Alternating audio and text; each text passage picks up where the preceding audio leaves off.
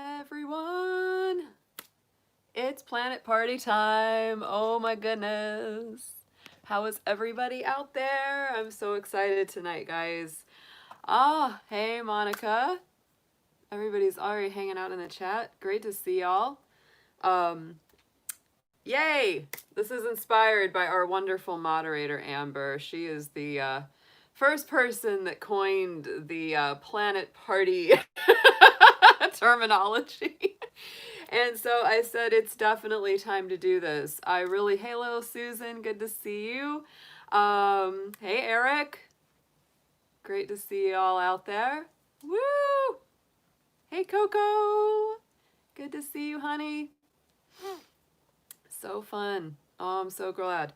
I didn't really plan this. It was sort of like impromptu. I didn't know if I was going to have energy, time, or whatever to be able to do one of these tonight, but here I am. Jacqueline, our other wonderful moderator here, Jacqueline texted me at about 6 in the morning, and she said, Ariel, what's that big bright thing outside in the sky? Hey there, Colin. Good to see you. Hey, Nancy. Hey, DJ Old School. I love that name. That's awesome. Yeah, but it was Venus. Venus is rising at about 4:30 a.m. Eastern Standard Time, kind of mostly east. And so yeah, I like it. It's beautiful. Venus, it's very obvious. It's like I was saying to Jacqueline, I said it's kind of, not a surprise that the ancients attributed Venus to beauty and love, right? Because it's like, it's a beautiful planet. Like you just see it and you're like, oh, she's so pretty. She's so pretty. So yeah, we're definitely having a planet party tonight, guys. September 12th. Yeah, Mars was next to the moon because we had our Aries full moon and Mars is in Aries. So the last couple nights, if you were able to see the moon, sky permitting, that little tiny reddish dot that you saw traveling along with the moon, absolutely, Mars and the moon were traveling together. That was so freaking cool. It's funny because before I really became an astrologer, I was definitely into astronomy, stargazing, all of that. Good to see you, Jeremy. Thanks for joining the chat. So it's like, and the funny thing is, in the very old days, astrology and astronomy were basically intertwined. They were not really like separate. They actually went very much hand in hand. And it's only in more modern times that we really have separated, and people go, well, astronomy is the real scientific stuff and astrology is the woo-woo stuff. So but in the old days, it wasn't like that. It wasn't. It was like, no, they're both the same and they both have meaning and they work together. And so that's kind of a little bit how I definitely come at astrology and astronomy, because I feel like we have, the scientific facts and figures and data where we can really see in real time where the planets are and where they're moving and what they're doing. And then we have, the metaphysical, spiritual meanings and ramifications of those things, which are attributed more to pure astrology. So it's very interesting. I could yak about that all day. But yeah, no, so we have got all three now of our planets that have been in Capricorn for a long time, especially Pluto and Saturn, are all moving direct. Oh. So it's a very exciting time. It's very energizing to me. I'm excited. I pulled an interesting little bit of an article off of astrology.com, and it talks a lot about the Pluto retrograde and going direct. So Pluto is our planet that rules Scorpio. So Scorpios are finally getting back in their groove. Capricorn's getting back in their groove. Sagittarius getting back in their groove. Absolutely, because all three, Jupiter, which rules Sagittarius, Saturn that rules Capricorn, and Pluto that rules Scorpio, have been retrograde for about roughly 5 months. And so today, as Pluto goes retrograde, it joins the other two, Jupiter and Saturn that were already gone direct the last couple weeks. And so now all three of those big guys in Capricorn are moving direct. Yay, yay, yay, woo! So Pluto went retrograde on April 25th at 24 degrees Capricorn, and has stationed direct today, October 4th, at 22 degrees of Capricorn. So it's wonderful. So I'll just read you a little bit of this because it's good stuff. Pluto intensifies and amplifies whatever it impacts by transit with a volcanic force that demands release. We can experience upheaval when resisting the cathartic changes of Pluto, but after we surrender to its process of breakdown and purification, we can eventually evolve into a more potent vitality. Since we often discover psychological complexities and shadowy issues from the past underlying the surface shifts that Pluto incites, the period of Pluto retrograde can pull us within to face whatever unconscious material has been simmering.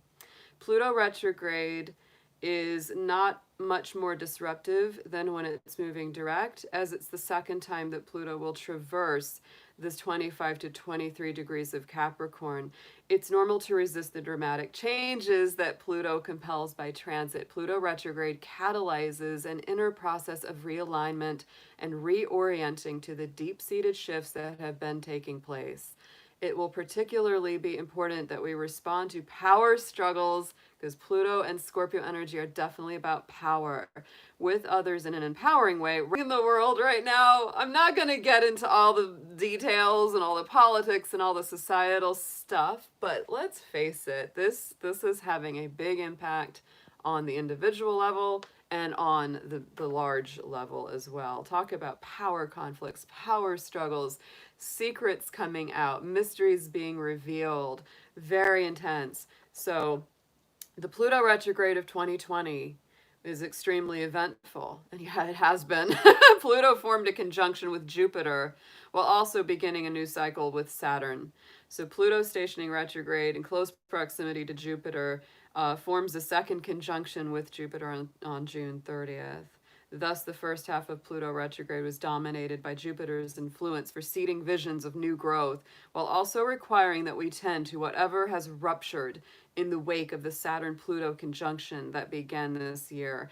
Consolidation of resources and contraction will be necessary even as we seek expansion. Woo! This is good stuff. This is good stuff. So the most chaotic period was through August through October, as Mars and Aries will square Pluto twice, due to shifting retrogrades in September. It's imperative that we utilize this time for embracing new creative directions rather than insisting that things stay the same. So this is really meant to get us up out of our ruts. It's digging out those old ingrained habits that are no good for us. Part of that is Saturn. You know, Saturn is about those old ingrained habits and routines. And so, you know, Pluto and Saturn moving along with each other, it's really meant to completely transform and heal those elements. Pluto is all about that. Pluto rules our Scorpios. This is why Scorpios are so intense and they are so powerful. They are the most purely powerful sign of the zodiac. Because this is a planet and a sign that rules transformation, death and rebirth. Yes. It's also regenerative. Pluto is very healing. So if you've been through a hell of a lot, which a lot of us have, this is going to be very healing. And it has to be worked on because Saturn, being in the mix, demands that we work on it.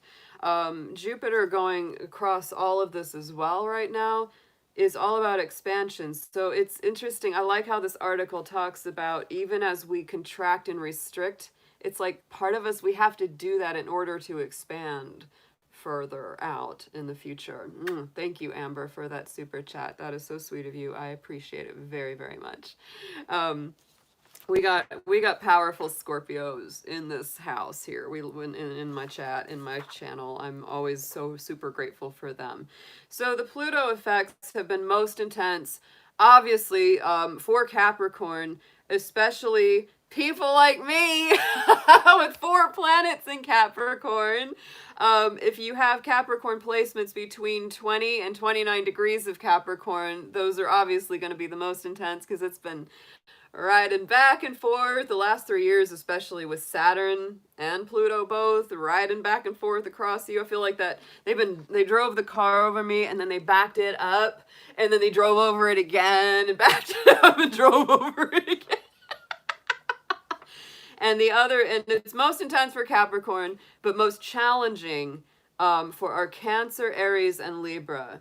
It's most challenging for Cancer due to forming that back and forth opposition, with additional friction coming from the Mars retrograde in Aries, forming the square with Cancer. Pluto retrograde is very challenging as well for Aries and Libra due to forming those squared aspects with them. It is the most beneficial for our Virgos and our Taurus folks. And I would also say by proxy, Scorpio and Pisces, because they will create those free-flowing trines and sextiles that can promote empowering growth. Really good article. That was on astrology.com that I pulled that info from. You know, you can Google search all of that online. You know, Pluto retrograde meanings, Pluto going direct in Capricorn meanings. It's definitely all that. All that and a bag of chips. And quite a bit more. Quite a bit more. So here in our chart where we can actually look at this stuff, y'all, we can actually, like, you know, pick it apart. I don't know where my Hello Kitty pencil went, but that's what I like to use for my pointer, but I don't see it, so I'm just going to go. So here's our planet party. Here it is, right up there. We have got Saturn. There he is. There's Pluto. There is Jupiter, all in Capricorn. No more little RXs beside them. Yes, because they are moving forward. Now, there's some really great stuff happening here for us developmentally. And this week I may be working on some deeper relationship and love readings, because what is happening between Venus and Mercury is really, really nice. We have Mercury in Scorpio, right? And we have Venus in Virgo now. So these two are creating what's called a sextile aspect to each other, which is very positive. It brings a lot of opportunity. And I would say that we're bringing up a lot of opportunities to communicate on a very deep level, a transformative level, a healing level, because Virgo is about healing the mind, body, spirit, right? You know, and Scorpio is definitely about healing that inner psyche. So, you know, that sextile action is very powerful and positive this month. And even though we're getting a Mercury retrograde, I really think that there's just going to be quite a lot, yes, and no BS. That is very true, Amber, because it's really cutting through all the layers, all the things that have been in the way. And it really opens up a new level. And so, you know, getting to the truth and letting that truth set you free and heal you on a deeper level. Because the thing about Scorpio energy is it is very healing. People that have, you know, really prominent Pluto or well aspected Scorpio stuff in their personal charts, they heal really well. Even if they go through very difficult health problems or things, it's that phoenix from the ashes quality. They can burn to the ground and then regenerate, which is freaking amazing. Here's our Mars action. This is that big square that we're talking about. So yeah, for Libra, for Cancer, all our cardinal folks, you know, this has been definitely the most refining fire for them, no doubt, hands down. Now Uranus and Neptune are still in retrograde. Those are going to go direct pretty soon, though, I believe. Let me look at my book. Where's my book? I don't know where my book is, but y'all can look on there, because those planets are going to go direct too. Yeah, November. Yeah. And we're coming into our direct season. You know, we were going into our retrograde season in the summertime. And so now we're definitely going to be starting to go into a season of all these planets moving direct at long last. Oh, so, you know, it's I'm not going to say it's not going to still be heavy. I'm not going to say it's not going to still be heavy energy, because these are heavy energies. These just are by nature. It's not like this is suddenly like, oh yeah, all our problems are over, solved, boom. But it just helps things get moving again. Even if it's slow. I always say even slow progress is still progress. Such a Capricorn, I know, but it's true, And so if we can at least get some forward moving progress on this stuff, that's good. That's good with me. Amber, don't threaten me with a good time. Yeah. No, but I mean, it's gonna be all right. It's gonna be all right, guys. The biggest thing I think that I take away from that article and from that energy is that, these aren't light and fluffy energies. These are not light and fluffy planetary movements. And so what it's really about is that we can't we can't just sit back and let it run over us. This is not the time to be timid. It's time to definitely take some bold moves, emotionally, psychologically, in life. Because that's the only way that we'll really glean the most positive outcomes in the future from all of this. By just sticking to the status quo and not really doing the big changes, doing the work that we know that we need to do. These are usually things that we've known are coming for a long time. It's not like it just suddenly came along. It's not like these things just went direct today and we suddenly go, oh, gee, I had no idea I needed to change that. No, we've known. We've known for a while. Pluto started its transit in Capricorn in 2007.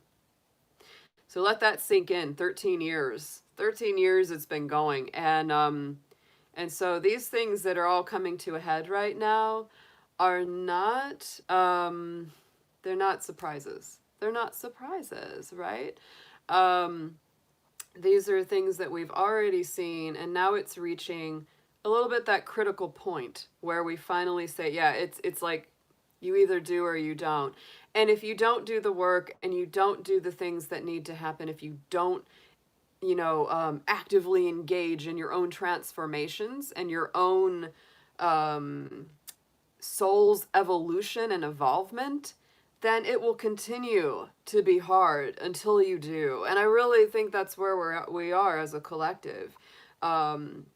People that will continue to say, oh no, life is just still tough and it's still tough. It's like, well, have you done the work? Have you gotten honest with yourself? Have you done the things that are going to need to happen to take you to that next level? Or have you just continued to sweep it metaphorically under the rug? All the things that you've needed to confront, all the things that you've needed to be brave about.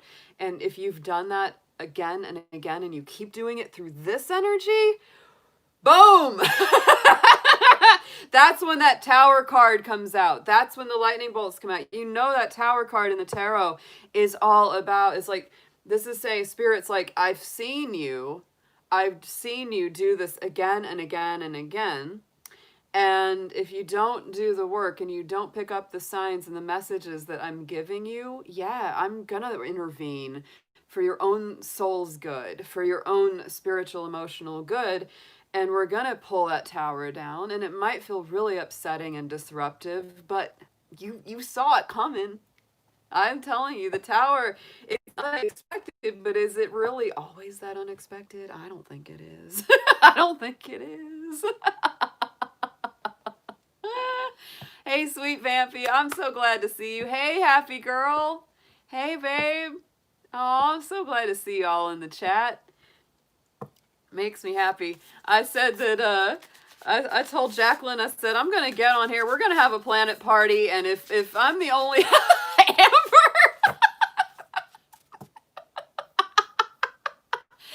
Amber, you're so cute. I love you so much. Oh my gosh. My little fire girl. My fire starter. Oh my goodness. Yes. Good to see you. Yeah. I'm glad you're here, Vampy. We love you too. Aw. Hey, Sarah. Miss Sarah Sargent. Yes. So no, I told Jacqueline, I said, we're having a planet party tonight, even if it's just a couple of us. Even if it's just a few of us, we're still going to do it because we're going to have a good time. We're going to have a good time no matter how many people show up.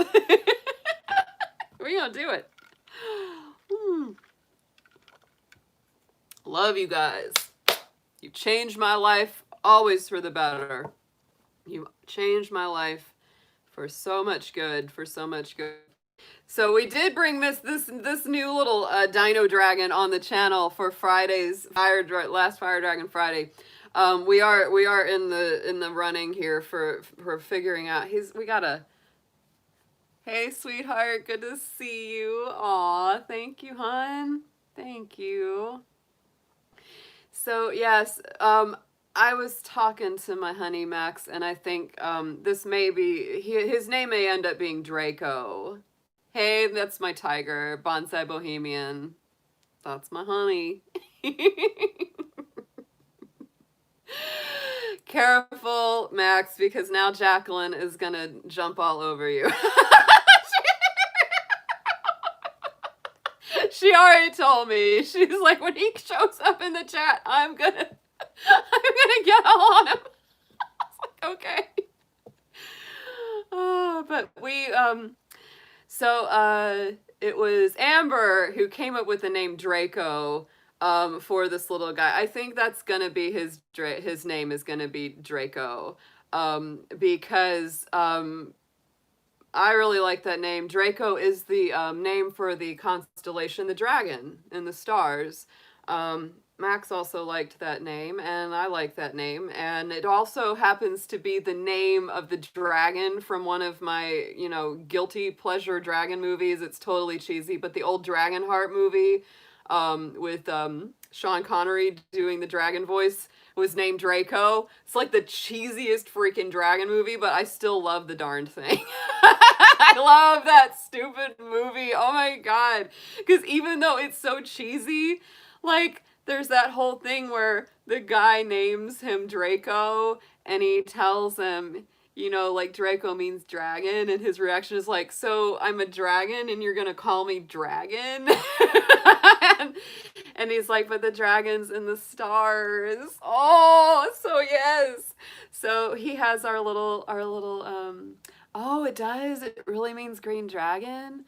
Oh, yeah, Draco in Harry Potter. Yeah, it's a great name. It's a great name. So we have our little Draco, and he's going to be hanging out with Mr. Rhubarb Dragon over here, my little red guy.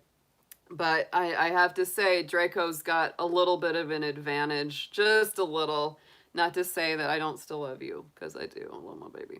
But Draco's eyes light up, and he may not have wings, like he doesn't have wings, but he makes up for it with his light up eyes and his voice.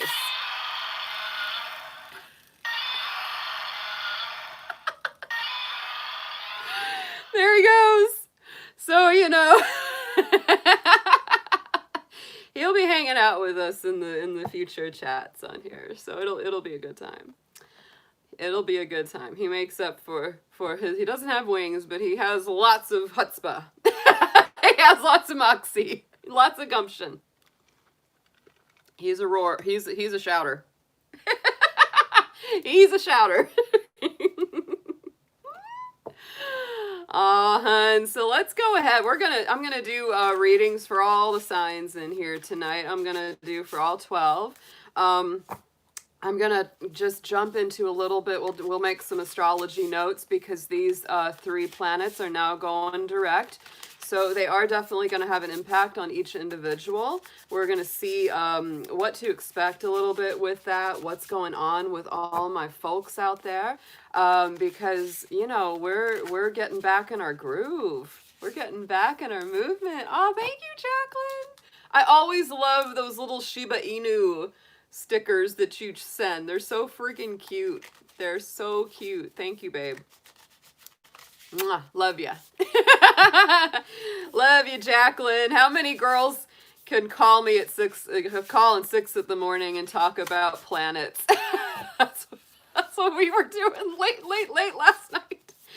6 in the morning, I get a text from Jacqueline saying, what is that bright thing in the sky? It's not the moon, it's not a star, but it's freaking crazy bright. I was like, it's Venus. It's Venus rising. So yes, very exciting. All right, we're just gonna go in order tonight, make it easy. Ooh, yeah, but we gotta burn some things first because nothing's ever complete without burning things. And as I have said, Amber is my little fire starter. I feel like playing that Prodigy song whenever she's here. She's the fire starter. She is. She's my fire starter. And I also have some tuning forks to play for you all here for a moment. We've got we've got Jupiter, we've got Saturn, and we've got Pluto. Ooh, these are my planetaries. So let's get into it, guys. These are... Oh, where's Christina? She just said, hey, Christina. Where is she at? Where's she at? These are great. These, I love my planet forks because they're tuned to the vibration of the planets. Hey there, Hernandez. I am not sure how to say your first name, but I like it very much. It reminds me of the Mayans. Yeah.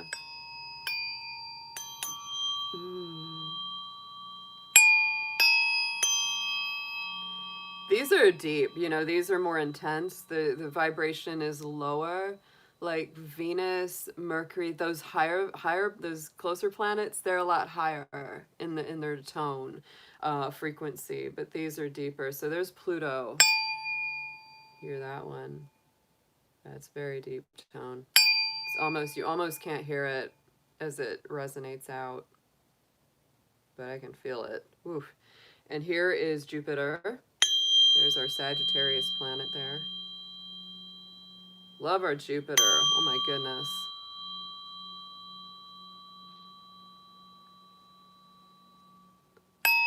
And there's our Saturn. There's our Saturn fork. Woo! Very, very nice. I love those vibrations. I love them. I wish I could find more files for planetary tones like that. They're amazing. So yes, we are going to light some fire. Here we go. Ooh, nice. Very nice. There we are with our sweetgrass going really nicely up there. Wow.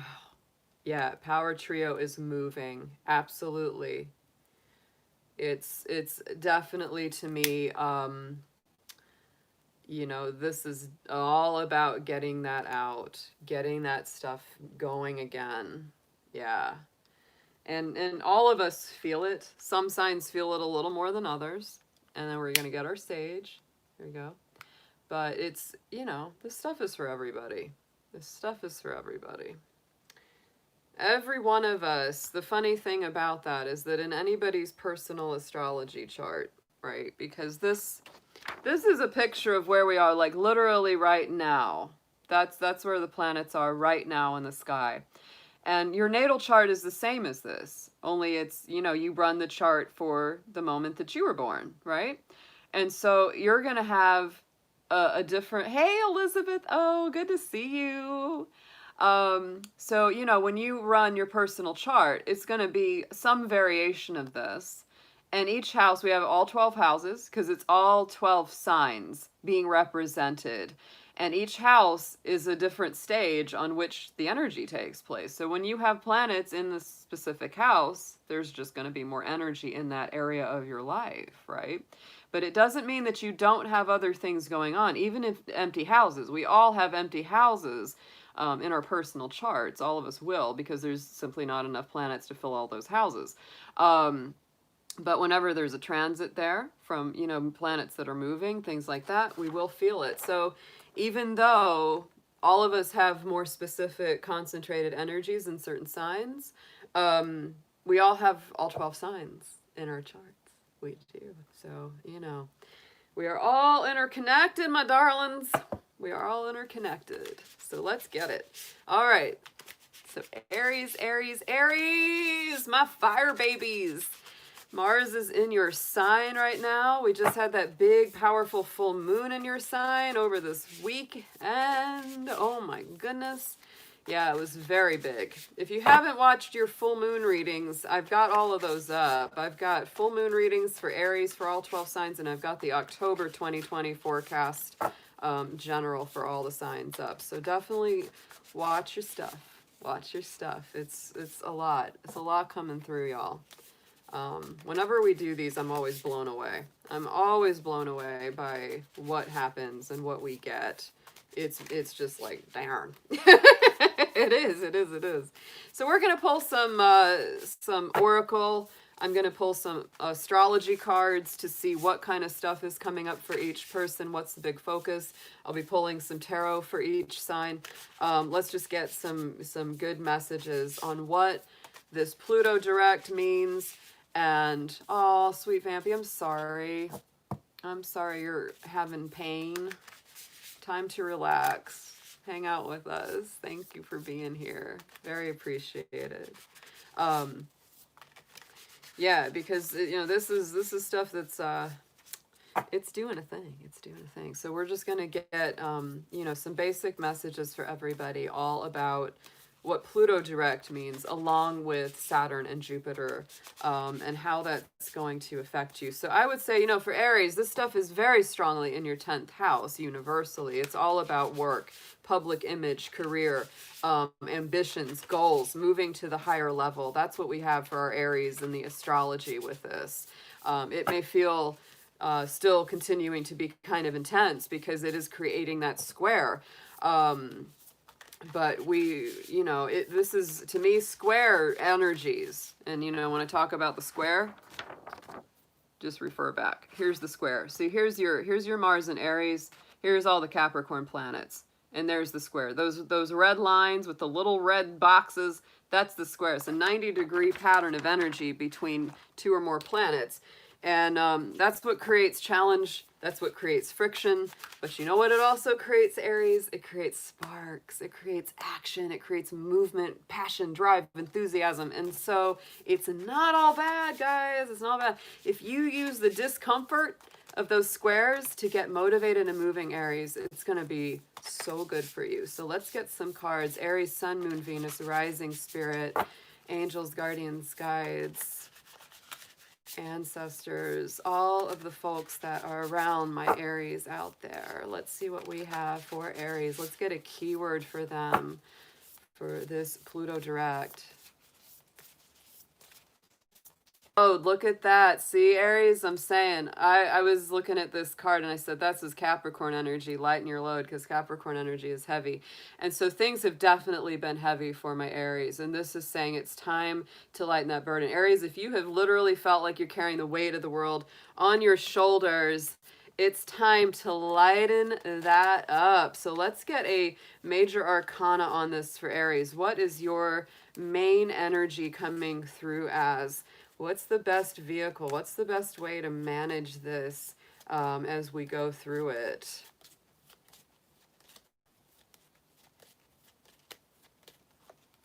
Look at that. Your own energy, Aries. There we have that Fool card. So it is time to take the leaps of faith. It is time to move. It's not time to just sit there and dwell on it and continue to let it burden you and weigh you down. This is time to let Spirit take you to the next level, lightening that load, not being so deep and so heavy and burdened down with these things.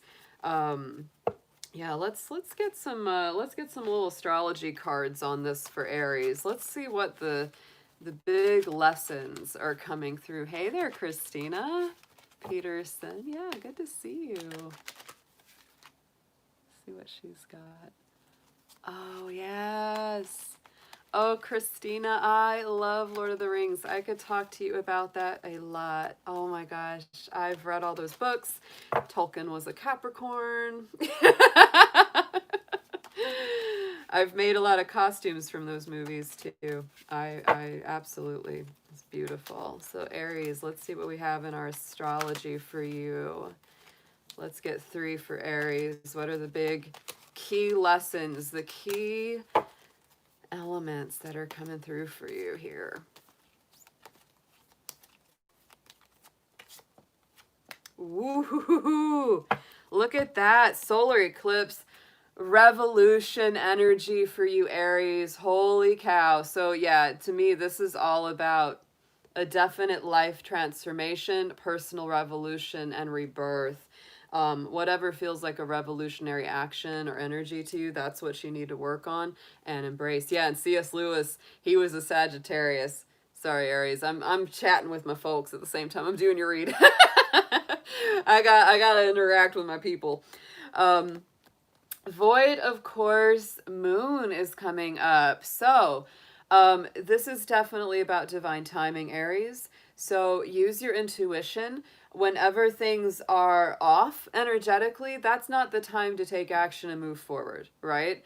If it doesn't feel like the energy is there to push ahead with your plan or with your goal or your idea, give it some time. Give it a little bit of a break, and you know, wait till the tide is right. That's how I feel with that void, of course, moon. And then we have Gemini on the scene, the sign of Gemini. So to me, Aries, Gemini is all about thought. It's all about thinking. So you could literally say that there is a revolution of your mind happening throughout this Pluto direct energy. I really like this because that means your thoughts are changing. Your inner dialogue is changing with yourself. What do you say to yourself? How do you affirm yourself? Are you affirming yourself? Because that's very important. You know, to me, that's the big change. That's the big change. That's the Black Moon astrology cards deck. Yeah, I love those too. They're very fun, especially if you're an astrologer. Oh, happy girl. Thank you. Oh, that's so generous of you. I appreciate that, guys. Anybody that's ever contributed money, time, your energy, your time in being here, just thank you so much. I know how important it is. I know how valuable your time is. And I truly appreciate you. Thank you so much for that. So let's get into some tarot on this. Let's get a little bit of more messages for Aries on this Pluto direct, guys. Yes, look at this. These are great cards. Three of Cups. This is about more celebratory energy for you.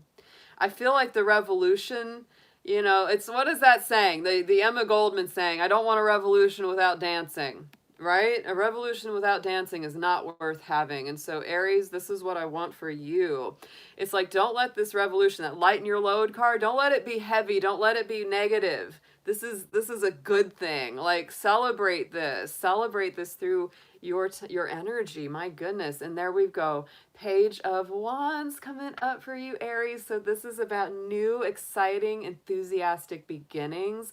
This is about new messages coming in yet again, just like that Gemini energy, new thoughts, new way of thinking, new way of looking at things. And then we've got that King of Pentacles. So I think in the end of this, you're going to get grounded. You're going to get stable. You're going to feel so much better in the long run of this direct energy moving forward in Capricorn. The King of Pentacles is definitely some earthy Capricorn, Taurus, Virgo kind of energy. And you know, the next sign that Mars will be moving into, that's your ruling planet, will be Taurus. That will happen at the beginning of 2021. So I'm saying, Aries, this could be some really great stuff coming in for you by the time that we get to the beginning of the new year. Yeah, pay attention to that. Pay attention to that. Woo! That was powerful. That was powerful, guys. Let's get some for Taurus. Let's see what Taurus has got. My goodness, that Aries energy was like, woo! That was for real. So Taurus, oh, it's okay, Elizabeth. If you drift off to dreamland, we'll hold the fort. My personal Pluto placement is in my 8th house. So it's in its own happy house. My Pluto is in my Scorpio house. Pluto rules Scorpio, so it's a good place for it to be. This is why I like to dig deep, y'all. This is why I like to get in deep. When you got a Pluto placement like that, you're very interested in what lies beneath. Yeah, very interested in what lies beneath. So let's get some energy for Taurus on this. Taurus, you are actually one of the signs that is going to be most blessed by this forward movement of all these Capricorn planets. Absolutely. Especially if you're a later degree Taurus, you're going to feel this even more. If you're born later in the cycle, especially in that last week of Taurus, you're going to feel this very strongly. So let's get some energy for Taurus. Let's see what they are bringing up.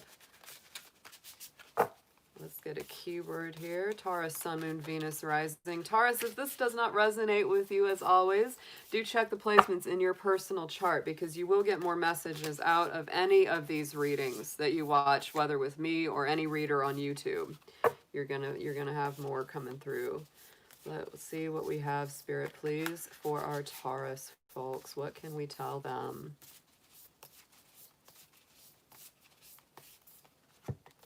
Clarity. Look at that. That is your keyword for this, and it doesn't surprise me at all. I know that my Taurus folks have been going through it. It has not been the easiest. There's definitely been so much challenge for you guys. Uranus is the ruler of Aquarius, and that planet has been in your sign.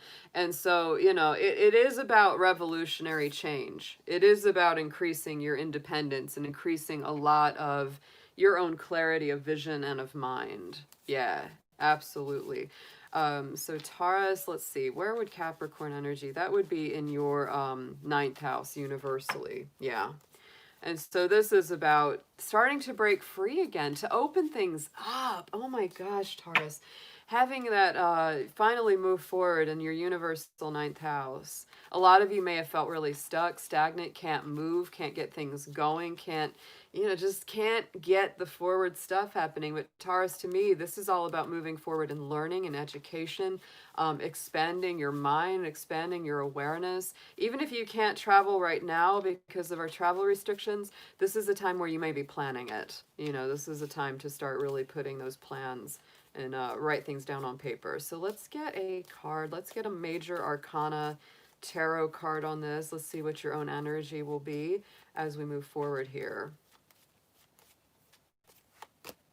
There it is. There it is. There's that devil, right? So clarity, getting free of that devil. And the devil is the Capricorn energy. And that's the sign that all three of those planets are moving through, is Pluto, Saturn, and Jupiter going ahead in Capricorn. So to me, this is about letting go of the negatives of the devil, which are self-imposed bondage, you know, self-imprisonment, being in routines that aren't particularly fun or enjoyable for you anymore, doing things that are very joyless and don't exactly bring you a lot of vitality. So to me, this is shifting that out. You know, this is moving that energy forward. Like I said, for a lot of y'all, if you've been feeling really stuck, got them tires in the mud, Taurus, it's time to start moving that forward. And like I said, it's, you know, the later you're born in Taurus, the more you're going to feel this. The more you're going to feel this. So let's get some astrology cards on this for our Taurians. Let's see what your big three themes are here.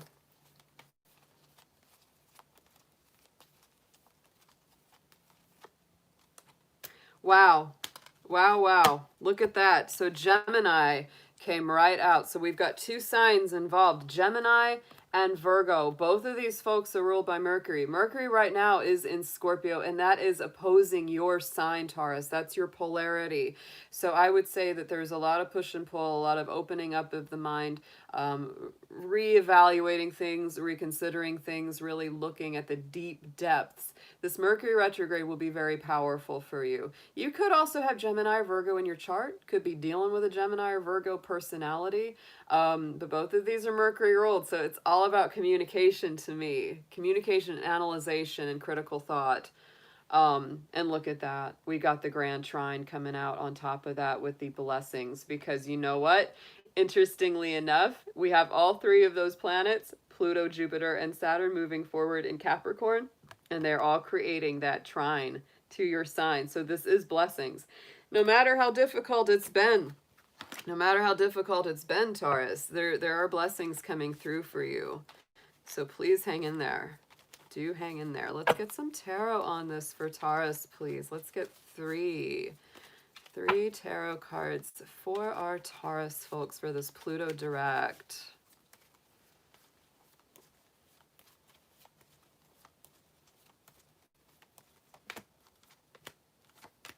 Ooh, yeah, we got our queens. And these two came out together. I'm just saying, these two kind of stuck together. So you ended up with 4. So we've got Queen of Pentacles, Queen of Cups, Ace of Cups, Queen of Wands. 3 queens on this for you. 3 queens on this with the Ace of Cups in the middle, Taurus. Look at that. Talk about blessings. There it is. You have the Grand Trine of Blessings, Ace of Cups is blessings. This is Spirit really coming in and healing you from the inside out. You really sitting in this divine feminine power. My goodness. Earthy and grounded. There you are, your earth energy. There's that water. There's that Scorpio energy. Mercury in Scorpio right now, like I said. So you are definitely going deep within your emotions to heal your inner psyche, your inner soul. But then that Queen of Fire is coming out. So this is magic. This is sparks. This is, oh, beautiful. I love it.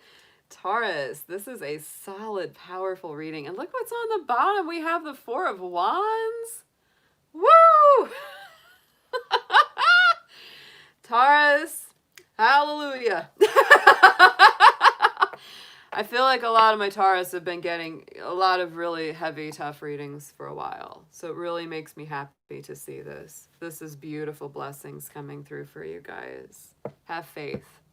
Have faith. Do not give up. Do not give up. The places that you have worked through, the places that you are, that you have come from, it's all going to start making sense. I'm just pulling that straight out from Spirit. It's all going to start making sense, Taurus. Wow. Feeling that. Darn. I like it. This is amazing. All right, guys. So let's get into Gemini. Let's get into Gemini's cards. Let's see what our Gems have got, because we just had Gemini popped up in both Aries and Taurus's readings. So I have a feeling Gemini is very strongly aspected here. And for Gemini, this is a deep place that these 3 planets are moving forward, right? Because in the universal chart, Gemini, Saturn, Pluto, and Jupiter and Capricorn are all moving through that Scorpio house. That's why my Geminis, even though it's kind of funny, Gemini is always seen as light, fluffy, airy, not very serious, but they've been very serious for a long time now, because y'all have got some serious heavy energy in that Scorpio house universally for you. So my Geminis have been doing a lot of soul searching, a lot of deep growing inside, a lot of inner transformational work. So no, Gemini, you may be a light, happy, communicative, social butterfly, but woo, you've been heavy these days. You've been heavy. So let's get a keyword, please, Spirit, for our Geminis. Gemini, Sun, Moon, Venus, Rising, folks. Gemini, as always, if this doesn't resonate, please check the placements on your personal chart. You will get more messages by knowing your inner natal aspects.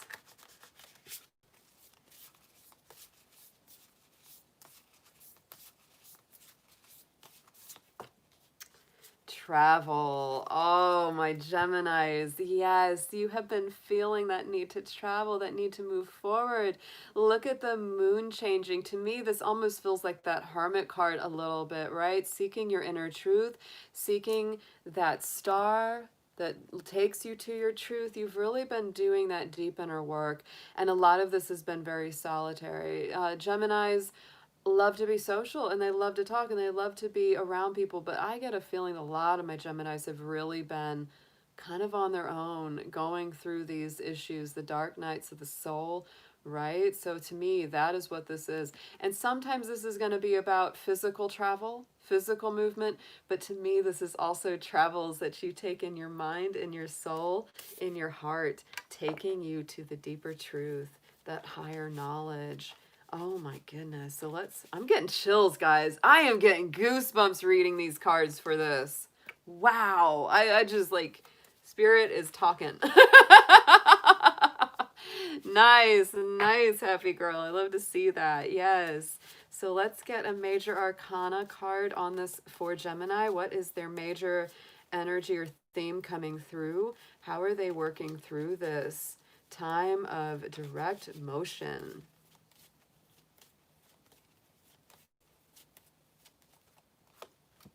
Look at that. Oh, yes. Oh, yes. Completing something, going to the next level. This is Saturn energy with the World card. And you know Saturn has just gone direct as well on September 29th. So this is amazing. And we have Scorpio energy, of course, in this card as well. Scorpio, Taurus, Leo, Aquarius. So those signs may be important to you as well. But to me, the world is like doors closing, cycles completing, and a new door opening it. It's amazing. I love it. All right, so let's get into some astrology cards for you, Gemini. Ooh. Planet party for the Geminis.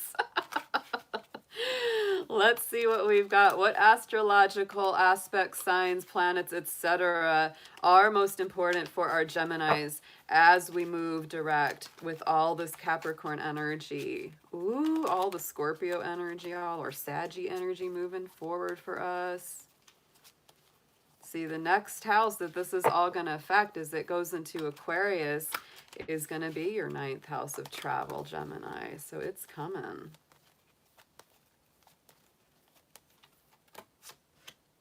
I see it. Oh, yes. Look at this. Look at this. Sagittarius is coming out. It is that travel card, travel sign. This is all about seeking your personal truth, Gemini. Having things be revealed to you and getting more positive. Sagittarius is ruled by Jupiter. Jupiter just went direct on October the 12th. So not October, September the 12th. Yeah, so that's another very positive movement for you. Look at what comes up. There's your own element, the air element of communication. So communicating your truth, not being willing to put up with any lies, Gemini. Tell the truth. Live with integrity, speak with integrity, and only put up with people that deal with integrity with you. Right? And as we know, integrity is what you do when nobody else is watching, right? That's, to me, that's integrity. It's like, it's easy to do the right thing when everybody's watching you, but when nobody's watching you, are you still going to do the right thing? That's the kind of people you need. That's the kind of energy that you want to express. Hello, V-Love and Crystal. We're talking about that Aquarian energy coming up for you. So Aquarius is in there too. We got our Sagittarius and our Aquarius. To me, these are two of the great truth tellers of the zodiac. They really are. Me and one of my fabulous mods, Jacqueline, we were talking about that yesterday because I have a Aquarius rising. She has a Sagittarius rising. And I was just going to say, these are two signs that really don't have a lot of filter. They say what they see. They call it like they see it. They don't really hold back a whole lot. So Gemini, I feel that you are very much in this energy of calling it like you see it. There's that air, there's your energy right in the center. This is about communication, and you are the communication sign, Gemini. Hands down, bar none. That is you. That is your energy. This is great. These are great. Oh my gosh. Let's get into some tarot here for Gemini. Let's see what we've got. 3 cards, please, on this spread. Let's get a little message out of the tarot for you, Gemini.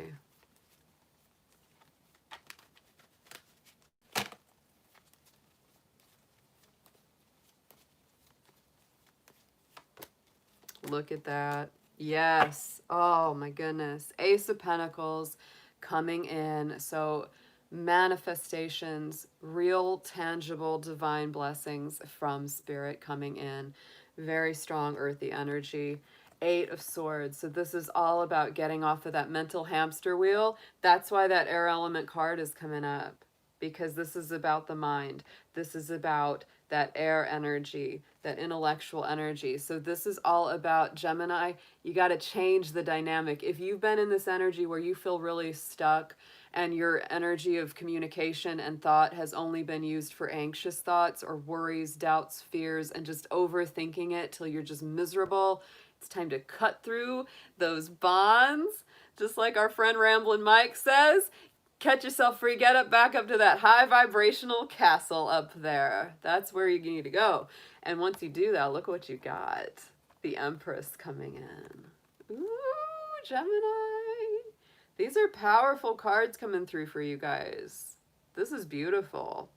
This is really telling you Spirit's trying to gift you and manifest for you. And all you got to do, Gemini, wink, wink, haha, is cut yourself free from self-limiting thoughts, right? Cut yourself free from those fears, anxieties, worries, endless, thoughts just go round and round and round. Because once you do that, you're going to sit pretty. You're going to get to that castle. You're going to be sitting on your throne. You're going to be manifesting, birthing new ideas, birthing creativity. This is Venus energy, Taurus, Libra. That Empress is always creating something. She wears the crown of 12 stars on her head to symbolize all 12 signs of the zodiac. Yeah, Temperance on the bottom, more Sagittarius energy. Tell the truth. Tell your truth, Gemini. This is very imperative. Tell your truth, speak your truth. Don't be afraid what other people think of it. That's it. Don't be worried what they say or what they think about you. If you know that you're living with integrity and honesty, then don't worry about what they're doing. Don't worry about it. The right ones will be there. The right ones will stick through the bitter ends and the bitter beginnings and middles. That's the truth. That's the truth, guys. Oh my goodness. Woo! All right, let's get some energy in the house. Let's clear this and get some going for Cancer. Cancer is up next on our list here. Whew. These are powerful, guys. I love jumping on here and doing these evening lives. These are super fun. Cancer, Cancer, Cancer, Sun, Moon, Venus, Rising. This has been heavy for Cancer. Cancer, you have been going through it for more than just 3 years. This has been, I would say, anywhere from 3 to 13 because, we've got that Pluto energy. It's been in your relationship house universally for quite a long time.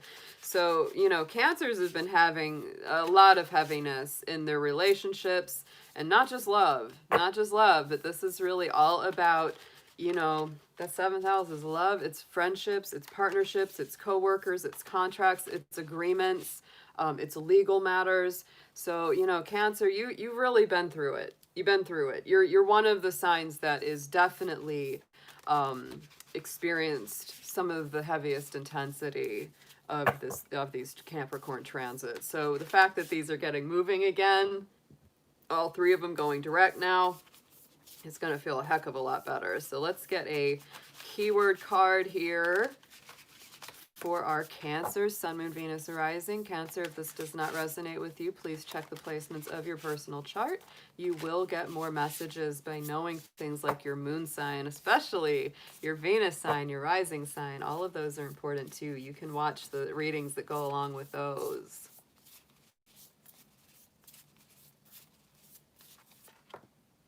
Look at that. Yes, psychic abilities. There's our 3rd eye chakra getting very highlighted here. So Cancer, really developing your intuition on a higher level, clearing your mind of worry, doubt, a lot of those mental blockages coming down and being released. If you feel like you've had a lot going on in your mind or in that 3rd eye chakra, it's a great time to go search on YouTube, look up a 3rd eye chakra sound therapy file, listen to that, meditate with that. Me and my friend Jacqueline, we joke a lot about getting a crystal on your forehead when you've been through a long day. This is a big old piece of blue kyanite. I love the blue kyanite for the 3rd chakra. We work with that one a lot, and it's great for clearing out that area of the mind. Yeah, so let's get a major arcana card on this, y'all. Let's see what we've got coming up. What's your main energy as you start getting these planets moving forward again? What's your planet party style?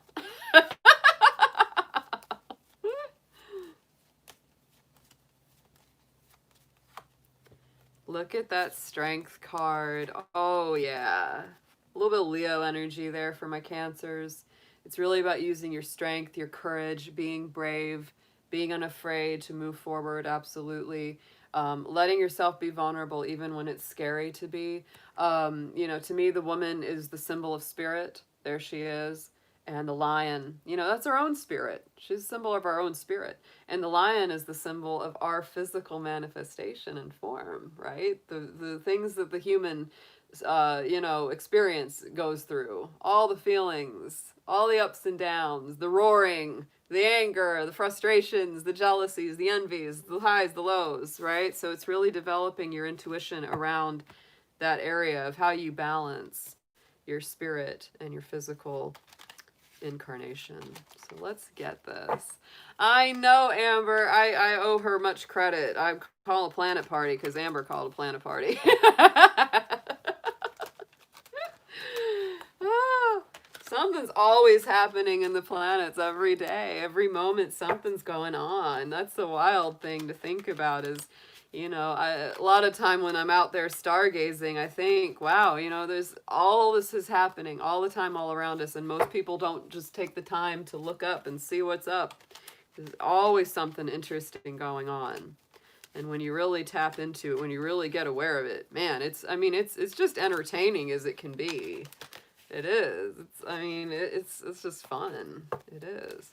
So let's get into your astrology cards. Let's get 3, please, on this for our Cancers. Let's see what these planetary actions are bringing through for them as we move direct with our Look at that. Ooh, I like it. Oh, second house, manifesting. Yes, this is about your money. It's about your value system. What's important to you, Cancer? It's time to let go of whatever is not important to you. You know how we always say, take what resonates and leave the rest behind? That's what this is. Take what matters, take what you value, leave the rest behind, and let it just fall away. What do you really own? Sometimes the things you own end up owning you, so it might be time to let some of that go. Let some of that go. Do a little feng shui, Cancer. We got Sagittarius energy coming through, so Sag might be part of your personal chart.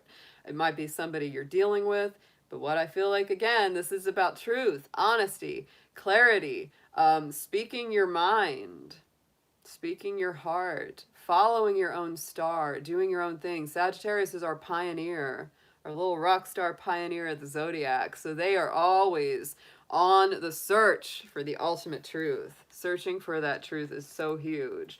And then look what the other house we have. So 2 houses are coming up for you, Cancer. So we got that 4th house. That's your own house. That's the Cancer house, is the 4th house because you're the 4th sign. So there we go with the roots, the structure. To me, here you go. 2nd house of resources, 4th house of the home and family and your roots and your soul's origins. So you're getting down to the truth of what really matters to you, Cancer. What is really important to you in your home, in your family dynamics. What is it you truly value? Focus on that.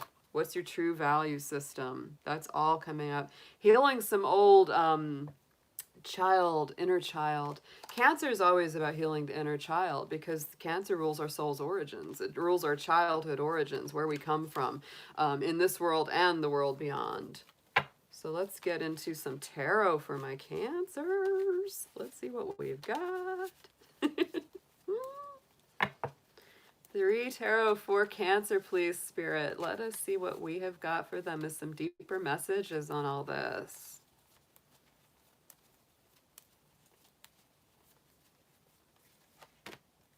Yeah. Oh, yeah. Ooh, Cancer.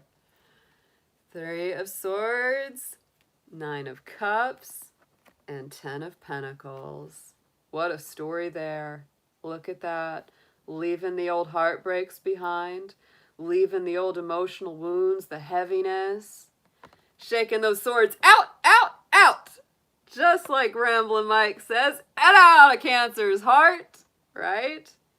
Going towards that 9 cups of wish fulfillment right there. And then look at that, moving to that ultimate stability, bliss, grounding. Wow, with the 10 of Pentacles. There it is.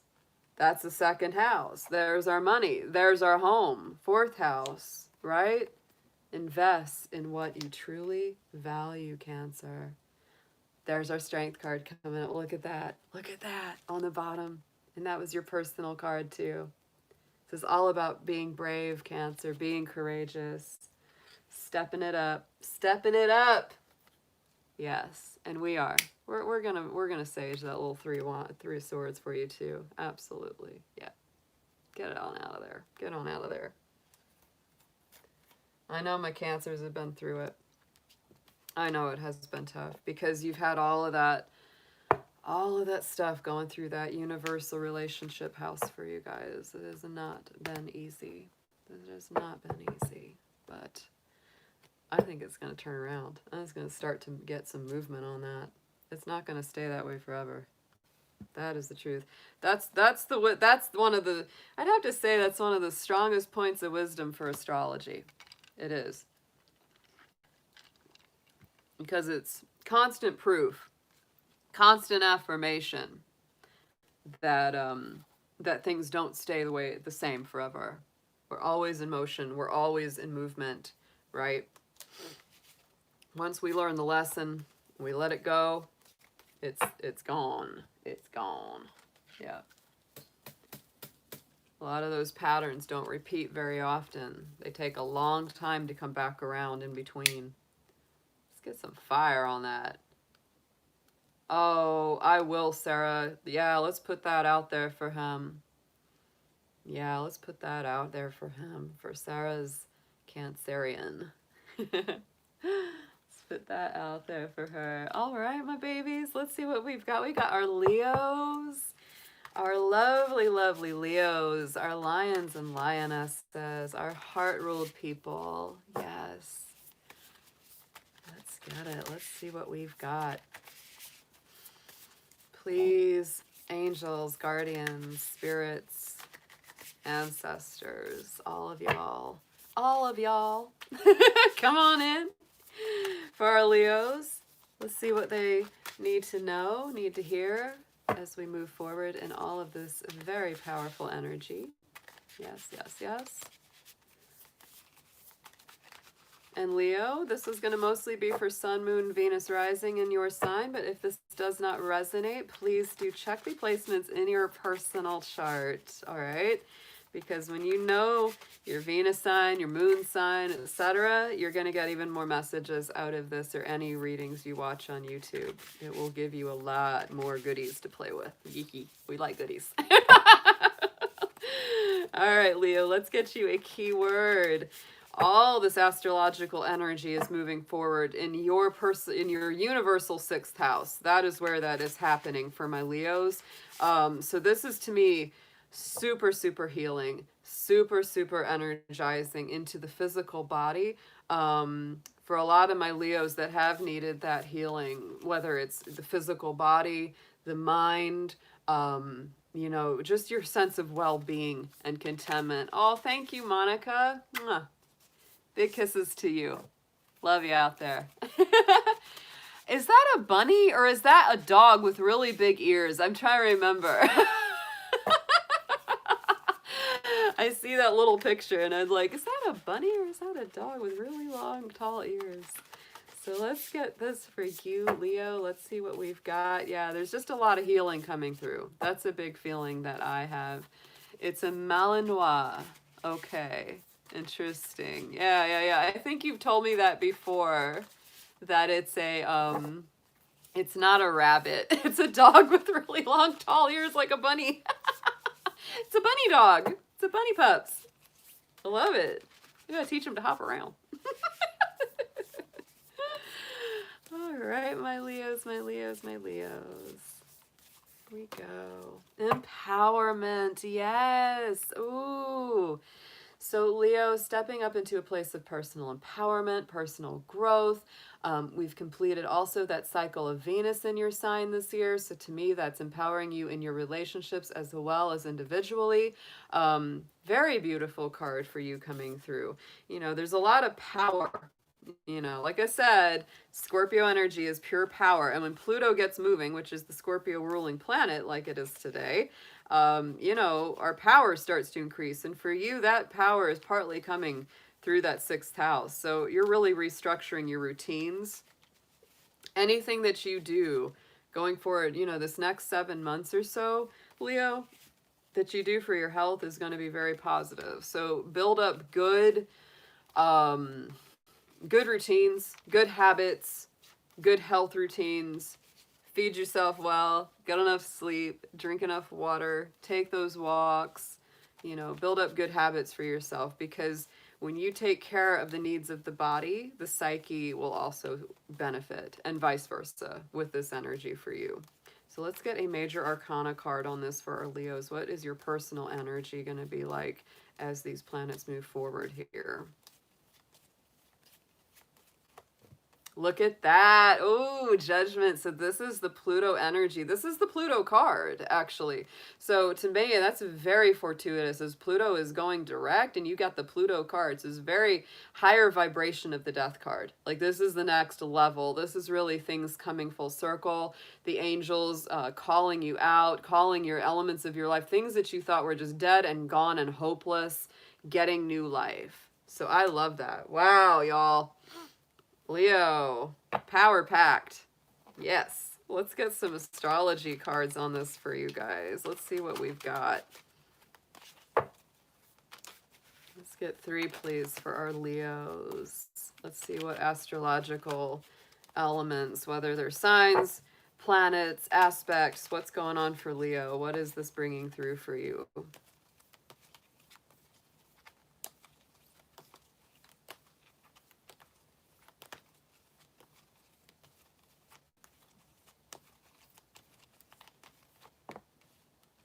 Yes. Ooh, I love this. Okay, guys. So again, divine timing coming through here with the void of course moon.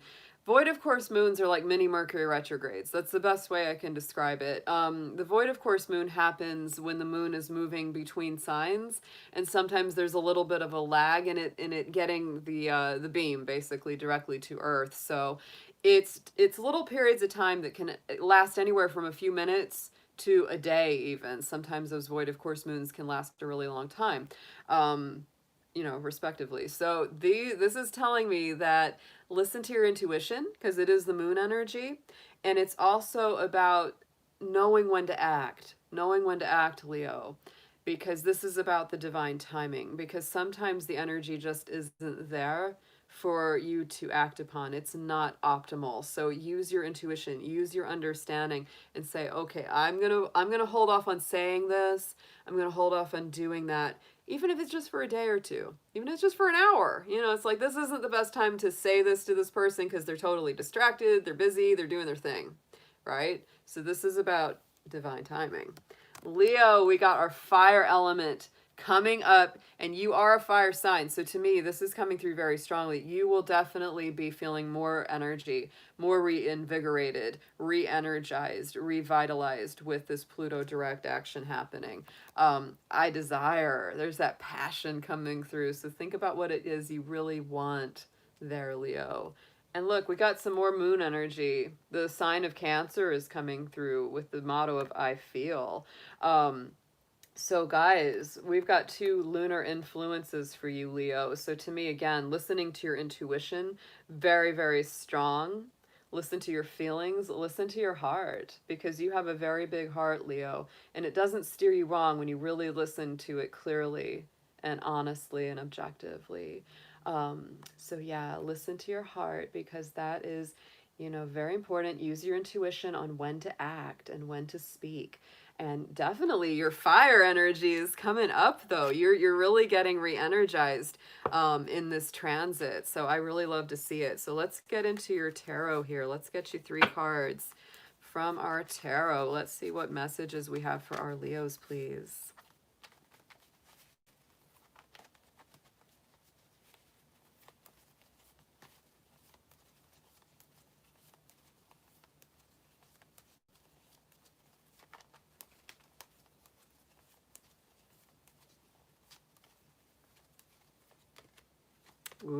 Yeah. Oh, yes, Leo.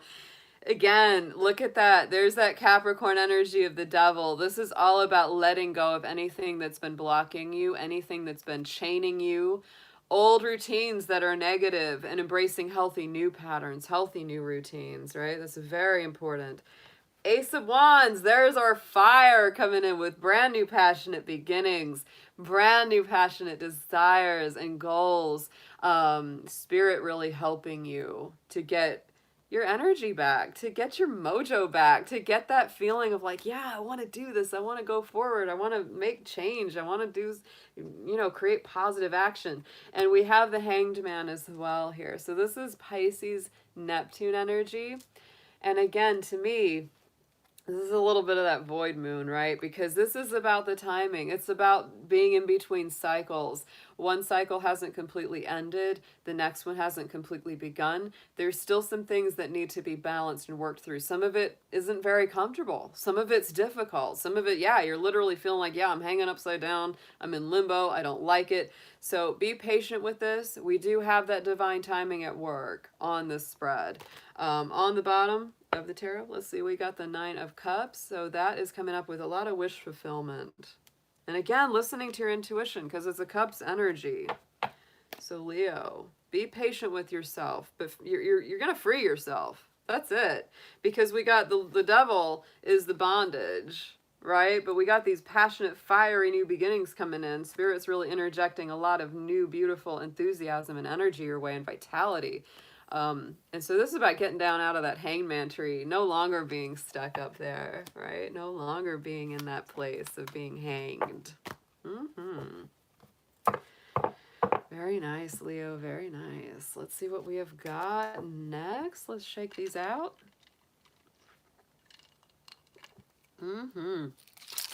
Shake it out. Shake it out. We got water. We got fire. We got our fires going on our planet party days. Yes.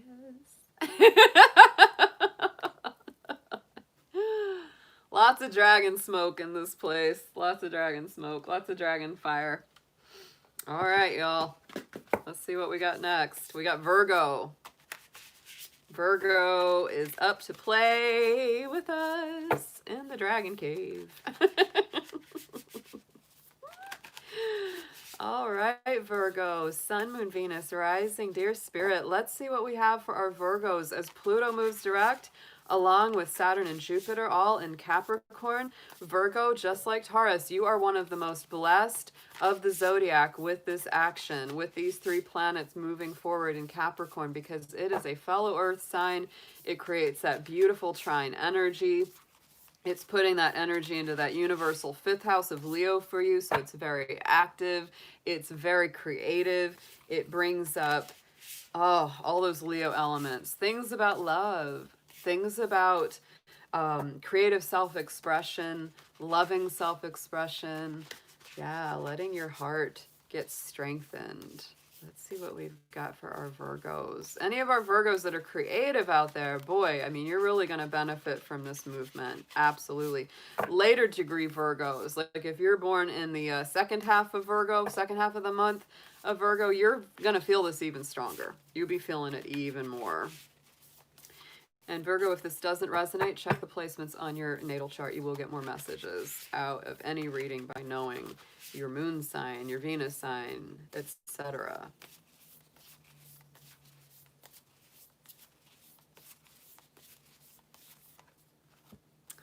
Finding.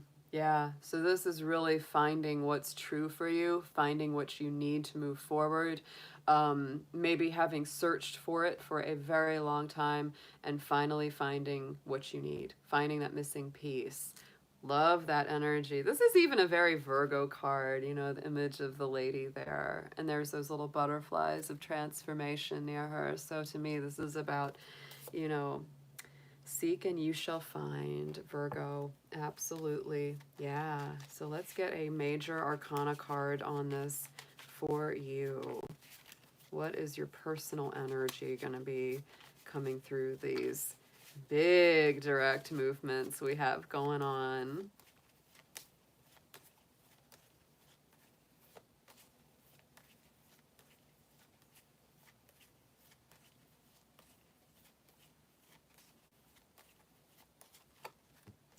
Look at that Empress card. Oh, Virgo, I'm loving this. I would say this is about finding what makes you feel stable, finding what you love to create or love to do, finding what it is that, you know, makes you feel stable and grounded and happy. It just gives you the ability to speak in that creative way, to express in that creative, heart-centered way. Letting go of the worries, letting go of the worried mind, Virgo, because I know that's a thing. That's a thing for my Virgos. Venus is in your sign right now, Virgo. It is sextiling Mercury, and that's a very positive alignment of opportunity. So there's a lot of opportunities for love and self-expression and creativity and birthing new ideas and new realities coming up for you. So let's get into your astrology cards. Let's have 3 of these for Virgo as themes of what will be coming up, what will be really being embodied for you during this direct motion of Pluto.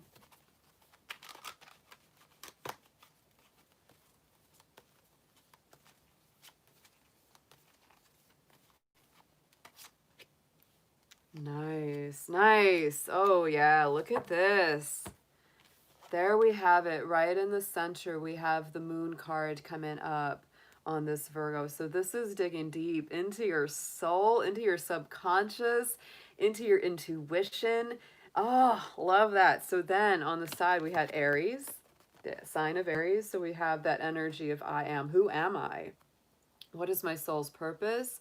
What is my energetic direction? And using your intuition to get to that direction and get fired up about what it is that you really want to bring into manifestation.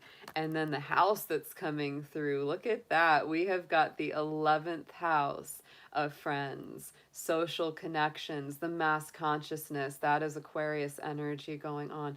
So like Virgo, if you could literally line this up, because in this particular lineup, we have a planet, we have a sign, and we have a house. So if we took the moon and Aries in the 11th house, wow, that's using your enthusiasm, your creativity, your energy, your moxie, your gumption to get ahead with those social connections, to make greater social advancements, to create a better future for yourself and others, and tapping into that mass conscious collective. Wow, Virgo. And you are such a healer. You're such a healing sign. You have such power to improve things for the world and for people around you, because you're very focused on helping and healing. You are about service towards humanity. So let's get those tarot cards on this. Let's see what the tarot has to say. Let's get 3, please, Spirit, for our Virgos.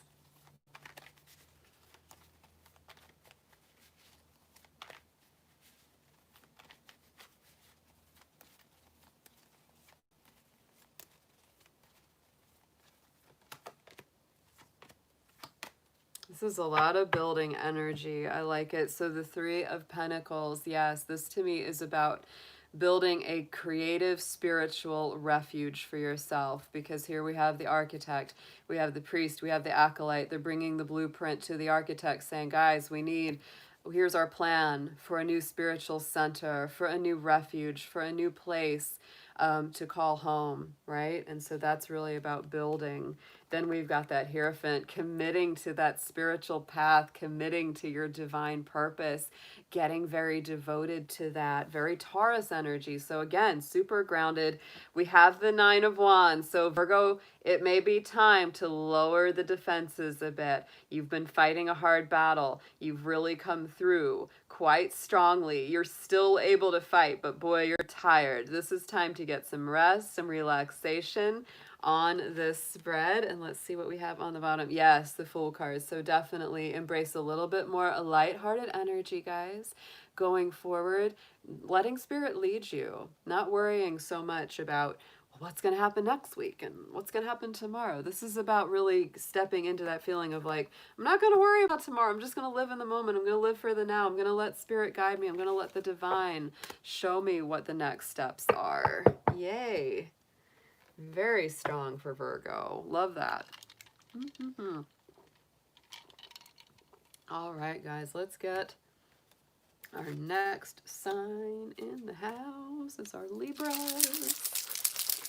Libra, Libra. Love my Libras. Love my Libras. I have so many great Libra friends. Libras are excellent at friendship.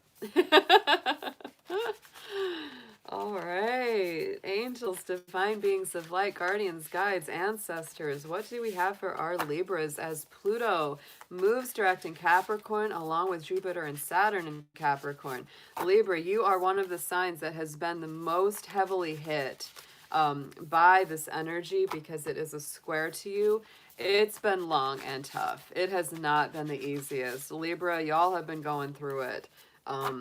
You know, 3 to 13 years. 3 to 13 years, because it's 13 years that Pluto has been in Capricorn. It's 3 years that Saturn has been in Capricorn. So these are not, they're not short transits, right? They're not short transits. But these, you know, they're definitely not the easiest. This has been going through your universal 4th house of Cancer. And so for lots of my Libras, the tension, the questions, the difficulties that have come up through that have mostly been about home, family, inner child work, healing the inner child, soul's origins, old karma things with family members or family dynamics. And really working to heal that. So no, it has not been the most simple. It's one of the tougher houses to have those transits go through, absolutely. So let's get some energy on this. Let's get a beat on this as we start to move forward, which is a wonderful thing, because as the next sign that comes up that these planets are going to move into is Aquarius, which is very free-flowing and very harmonious for my Libras. So Sun, Moon, Venus, Rising, Libra, if this does not resonate, just check the placements of your personal chart. See what other signs you've got going on, like your Venus sign, especially because that is your ruling planet. Very important for my Libras. You will get more messages out of these or any reader you watch on YouTube if you know your astrology. So let's get into a keyword for our Libras.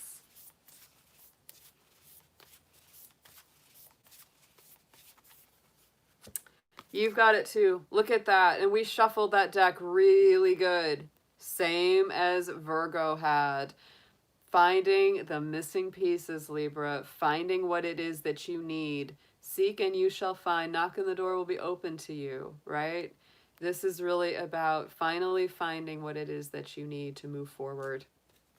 That's what I feel very strongly with that. So let's get a major arcana tarot on this for Libra as well. Let's see what we have as your major energetic vehicle that you are going to be moving through with for this energy, for these planets moving direct.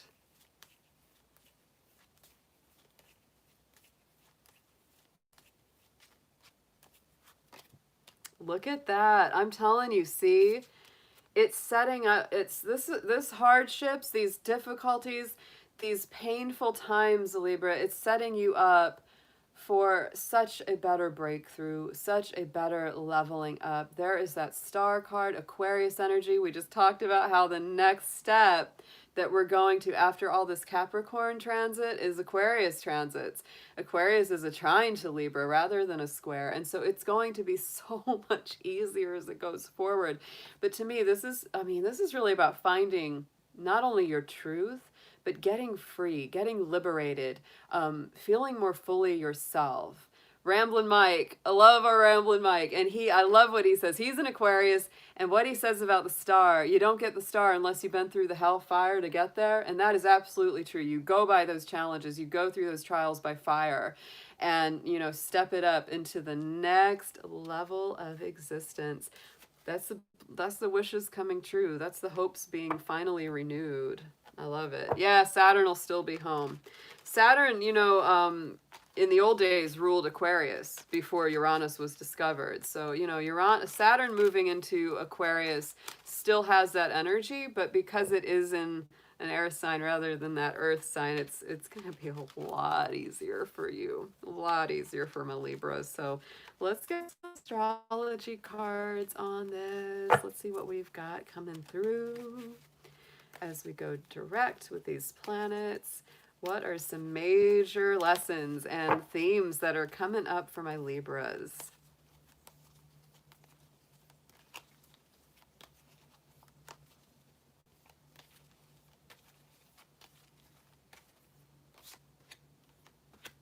Look at this. Ooh, so check it out. Jupiter return. This is about benefits. This is about harmony. This is about doors opening, expansion coming in, feeling like you can finally move forward again. Because the Jupiter return happens every 12 years, those of you who happen to be around, like between 23 to 25 years old, or 35 to 37 years old, 47 to like 50, years old, you will feel that more because you will either be getting ready to experience the Jupiter return, or you will have just experienced the Jupiter return, or you will be right in it. So Libra, if you happen to be any of those 12-year increments, you're really going to feel this one even stronger. So South Node comes up. So life stats. This is about past. This is about karma clearing. So Libra, even though you may not even be aware of all of this on a conscious level, right? This could be happening on a very deep subconscious level, because the South Node is about our old karma. It's about our old experiences that the universe is clearing out. So I feel like in some ways, these challenging times Capricorn, of these 3 planets in Capricorn have been really to clear out some old baggage, some old life debts, some old karmic patterns. And then we go into the sign of Virgo. So this is about healing, because Virgo is a healing sign. It's all about health and healing. And so when you open up to the new possibilities here with Jupiter, and then we sorry guys, had to sneeze. Whoa, here we go again. Spirit trying to tell me something, get me sneezing. So South Node, yeah, so when you open up to the blessings that Jupiter is bringing through, and then you go into the South Node, which is paying off that karma, settling scores. This could have been maybe a karmic relationship that you've come through.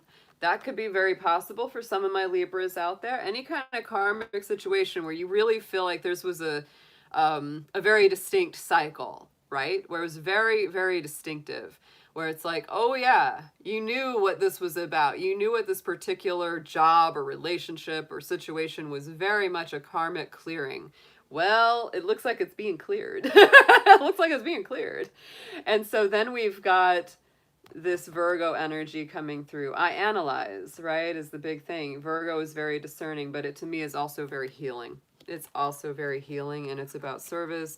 It's about health. It's about habits. Virgo is a really multifaceted sign. There's a lot of it. It's about nutrition. Virgo is an agricultural sign. That's why it's the Virgin, holding the sheaf of wheat, right? So there you go. Let's get into some tarot for my Libras, please. Let's see what we've got coming up. I just heard a barred owl hoot. Oh my God, I love those guys.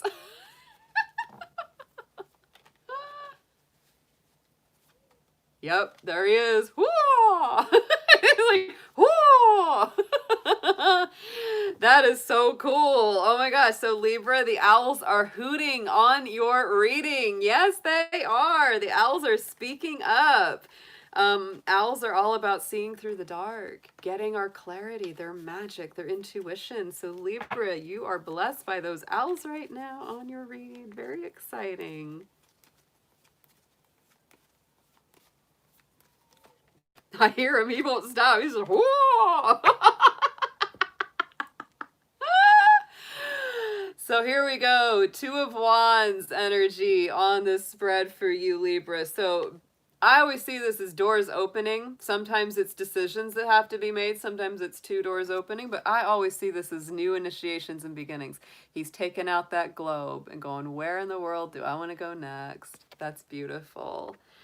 10 of Wands. So Libra, again, tying up old burdensome cycles. This goes right in line with that South Node. Tying up the old karmic cycles, the old burdensome load. It's like, I'm just going to heft this darn load of sticks up that mountain, and as soon as I'm done, I'm going home. I'm going to rest. I'm going to relax. We got our death card on the spread, big time Scorpio energy. Definitely connected to that Pluto moving direct today. So look at those big transformative cycles coming full circle here for you. And look, 10 of Swords on the bottom. So we had 10 of Swords and 10 of Wands. Libra, this is big, burdensome old cycles being wrapped up, being completed, being released. I really like it. Yeah, I'm sneezing because I'm telling you, when I burn all that sage and stuff, oh yeah, it kicks my nose up. It kicks up my dragon snout. It definitely is the dragon. Ah!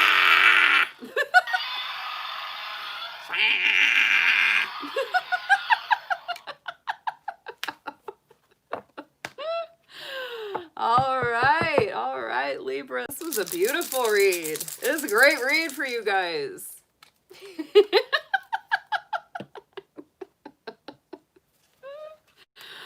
Oh, dragon snout. You know, one of the funniest things that, oh my goodness, was, if you know Leslie Jones from Saturday Night Live, oh my gosh, she is so hilarious. And when Game of Thrones was on, she would watch the Game of Thrones, and they would call it Game of Jones. And she would, when the dragons would come out, she was just like, rah, rah, and I was like, yep, that's me. It was hilarious. So I was like, yeah, when the dragons would be the fire, she's like, you go get them! Ah!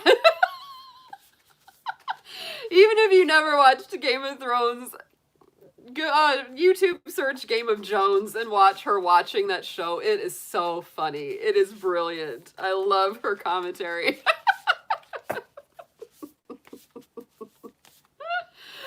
Oh my goodness. All right, guys. So let's get into our next sign. It is Scorpio time. And Scorpio, of course. Hey there, Nicholas. I hope you're doing well out there.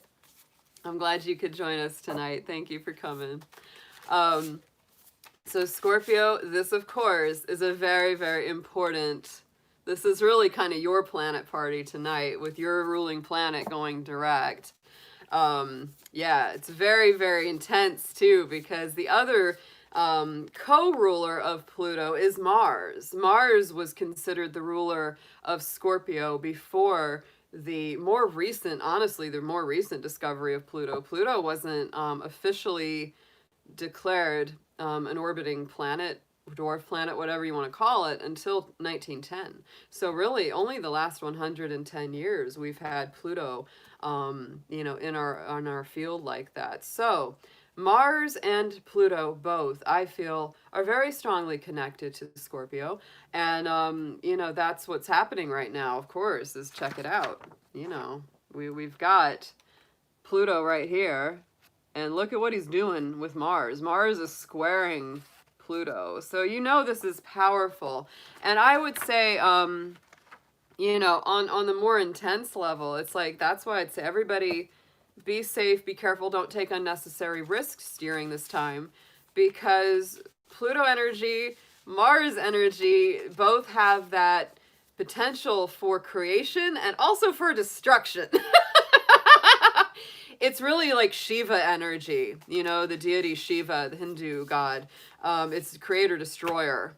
It's like Raven from the Inuit indigenous creation tales, because it's the creator and destroyer simultaneously. So to me, it's like, yeah, don't do things that are risky with your health or your physical body, because those two, when they're squaring, woohoo! Yeah, I mean, that's why we're seeing so much like just conflict bubbling and coming to the surface and really reaching ahead.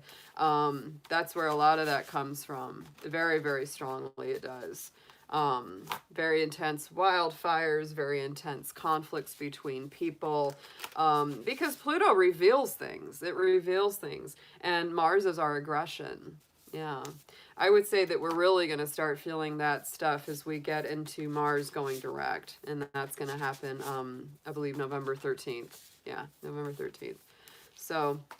hang on, guys. It's a wild ride. It's a wild ride. It truly is. All right, Scorpio, let's get you some energy. Let's get you some cards. Let's see what Spirit has to say about this very special forward movement for you. This is really getting a lot of my Scorpions out of their little hibernation for the last 4 months. Yeah.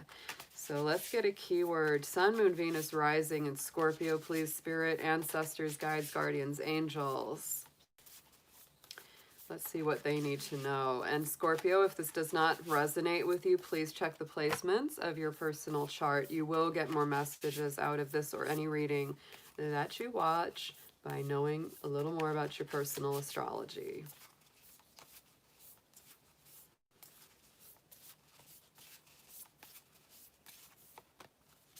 Look at that. I love it. Freedom! Freedom! Freedom! Yeah, freedom for my Scorpios as your ruling planet moves forward. Look at that. Getting out of that cage, seeing it melt away. The doves of peace and transformation coming through. Absolutely, this is a freedom for my Scorpios. Ooh, liberation, yes. So let's get into our Major Arcana Tarot. Let's see what we have coming through. What is my Scorpio's energy going to be mostly embodying? What is it that you're going to be? How are you going to drive this vehicle through here?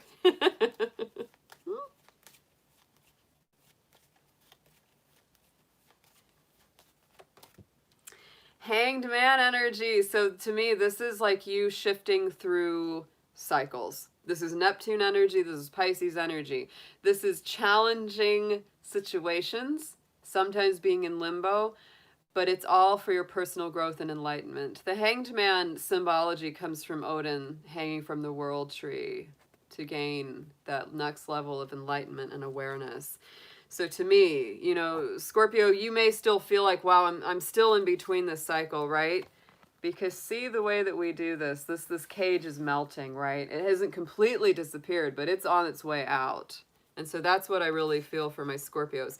It may not be like overnight, but it's moving that way. It's moving that way towards your personal freedom, coming down out of that Hanged Man's tree of indecision or having to put things on hold or waiting for your enlightenment, waiting for that thing to go to the next level. Let's get into some astrology cards for my Scorpios, please. Let's get 3 on this. Let's see what kind of elements are coming up, what signs, planets, aspects, etc. are mostly going to embody the Scorpio journey as Pluto moves direct.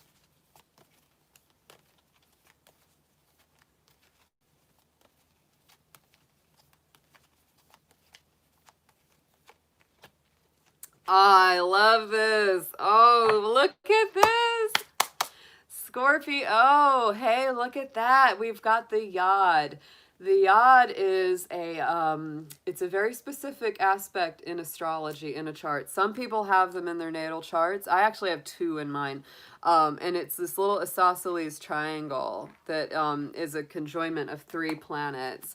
And so, it points, the Yod is a Hebrew word that means finger of God or finger of destiny.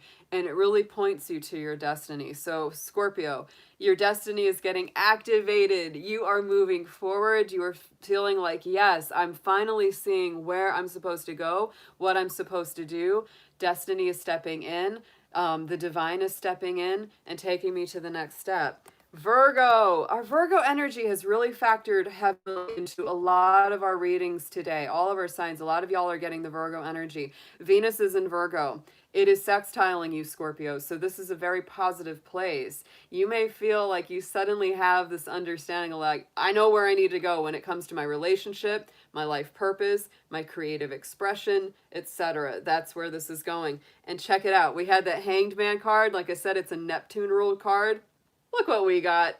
Wow. Neptune, the planet, came through. There it is. So sacrifice, letting something go. Neptune is all about releasing anything that's bound up in the ego or unhealthy pride, right?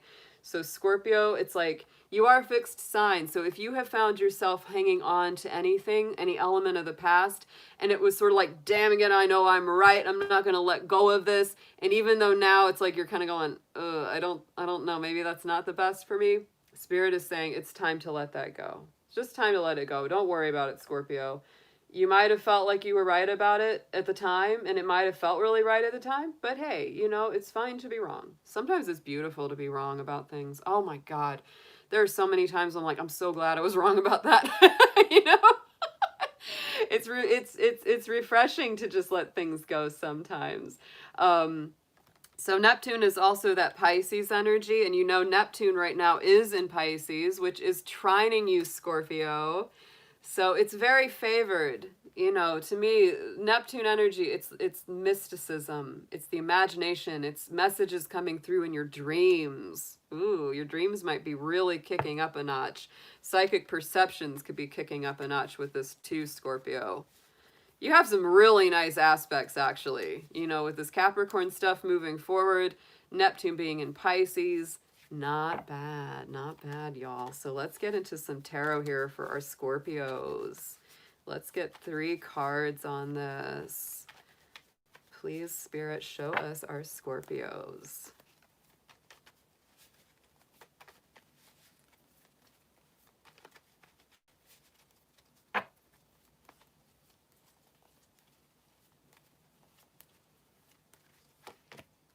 Look at that. Yes. Oh, Scorpio. Sitting in your power. There's your Empress card. Yeah, Venus is very factored in. Venus and Virgo is in a positive alignment to you right now. So you're definitely going to be feeling that. To me, this is about creative expression. Whatever it is that you need to express creatively, spiritually, from the soul, that brings you into a deeper connection with others. And like I was saying, you know, the Empress wears that crown of 12 stars on her head, the 12 constellations, the 12 zodiac signs. She has the wisdom of all of the signs, you know, coming through that crown chakra. It's a very beautiful card. Knight of Cups. Great energy for my Scorpios. This is the lover. This is the passionate love offers, the new love offers, the new emotional, you know, proposals coming through. So it's like you may be feeling like you want to move forward emotionally. You may be making an emotional offer to someone. Someone may be making an emotional offer to you, Scorpio. But either way, you want an emotional offer that leaves behind the drama. No more drama for my Scorpios. There's that 6 of Swords. So it's leaving behind all of the negative sides of any relationship. It's like you may come in with there may be someone coming in with an emotional offer. You may be coming in with one of your own. But it's like, it's all about like, but we got to leave the drama behind. I want you. I love you. I like you. I need you. I feel you. But I'm deciding to get my little water Uber here, and I'm taking a trip over to the calm, clear, smooth waters. Yes, no more Jerry Springer show. That's right, Jacqueline. No more Jerry Springer show. That's right. No more of that. No more of that drama. It's like you've been through too much. That's this card. It's like I've been through too much. I've got to move on. I've got to move on.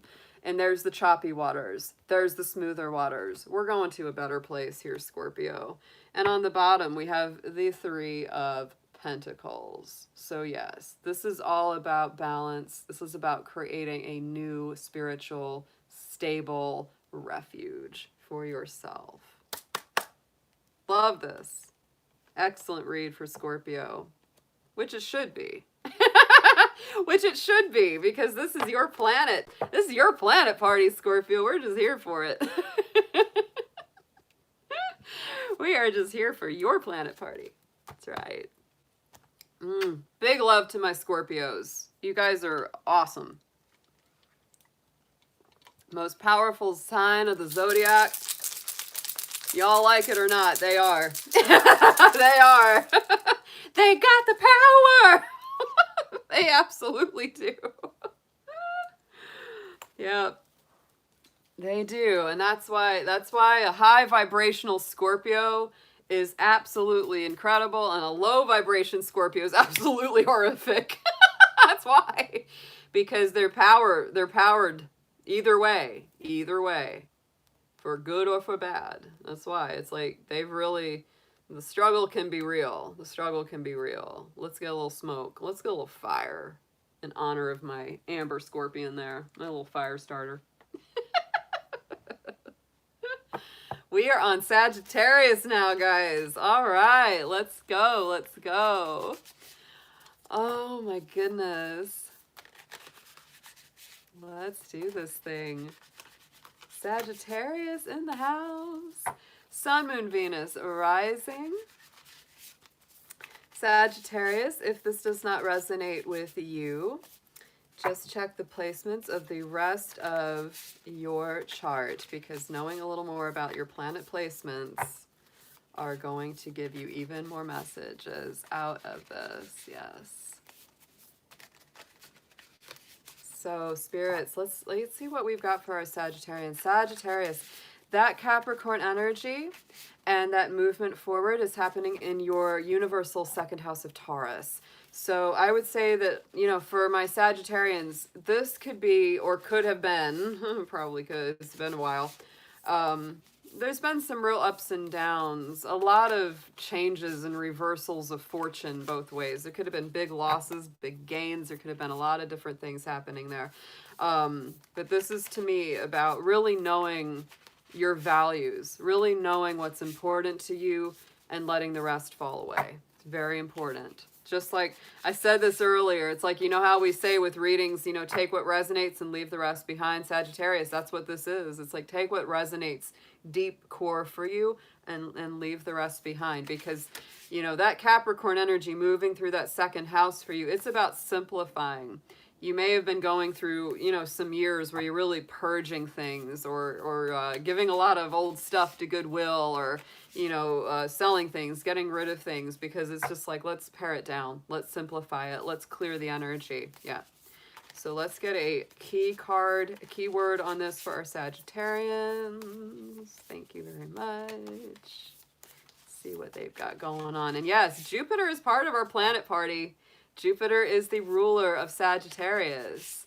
And so, oh, thank you, Sarah. Y'all are so sweet. So yeah, Jupiter is definitely part of this planet party, because it's in Capricorn too, moving along with our three big guys. There they are. And that, you know, Jupiter hasn't been direct for very long, not even a month. It's only been a few weeks.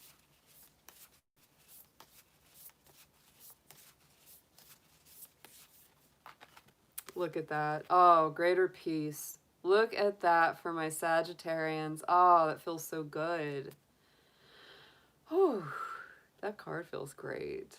Peace, more tranquility, more stability, things starting to move forward in a more even, steady direction. I love that. So let's see what we've got for our Sagittarius from the major arcana in the tarot. Let's see what their vehicle is. What are you driving? What are you driving, Sagittarius? I said the other day, I said, if anybody wants to impress me with their car, it better be some kind of food truck.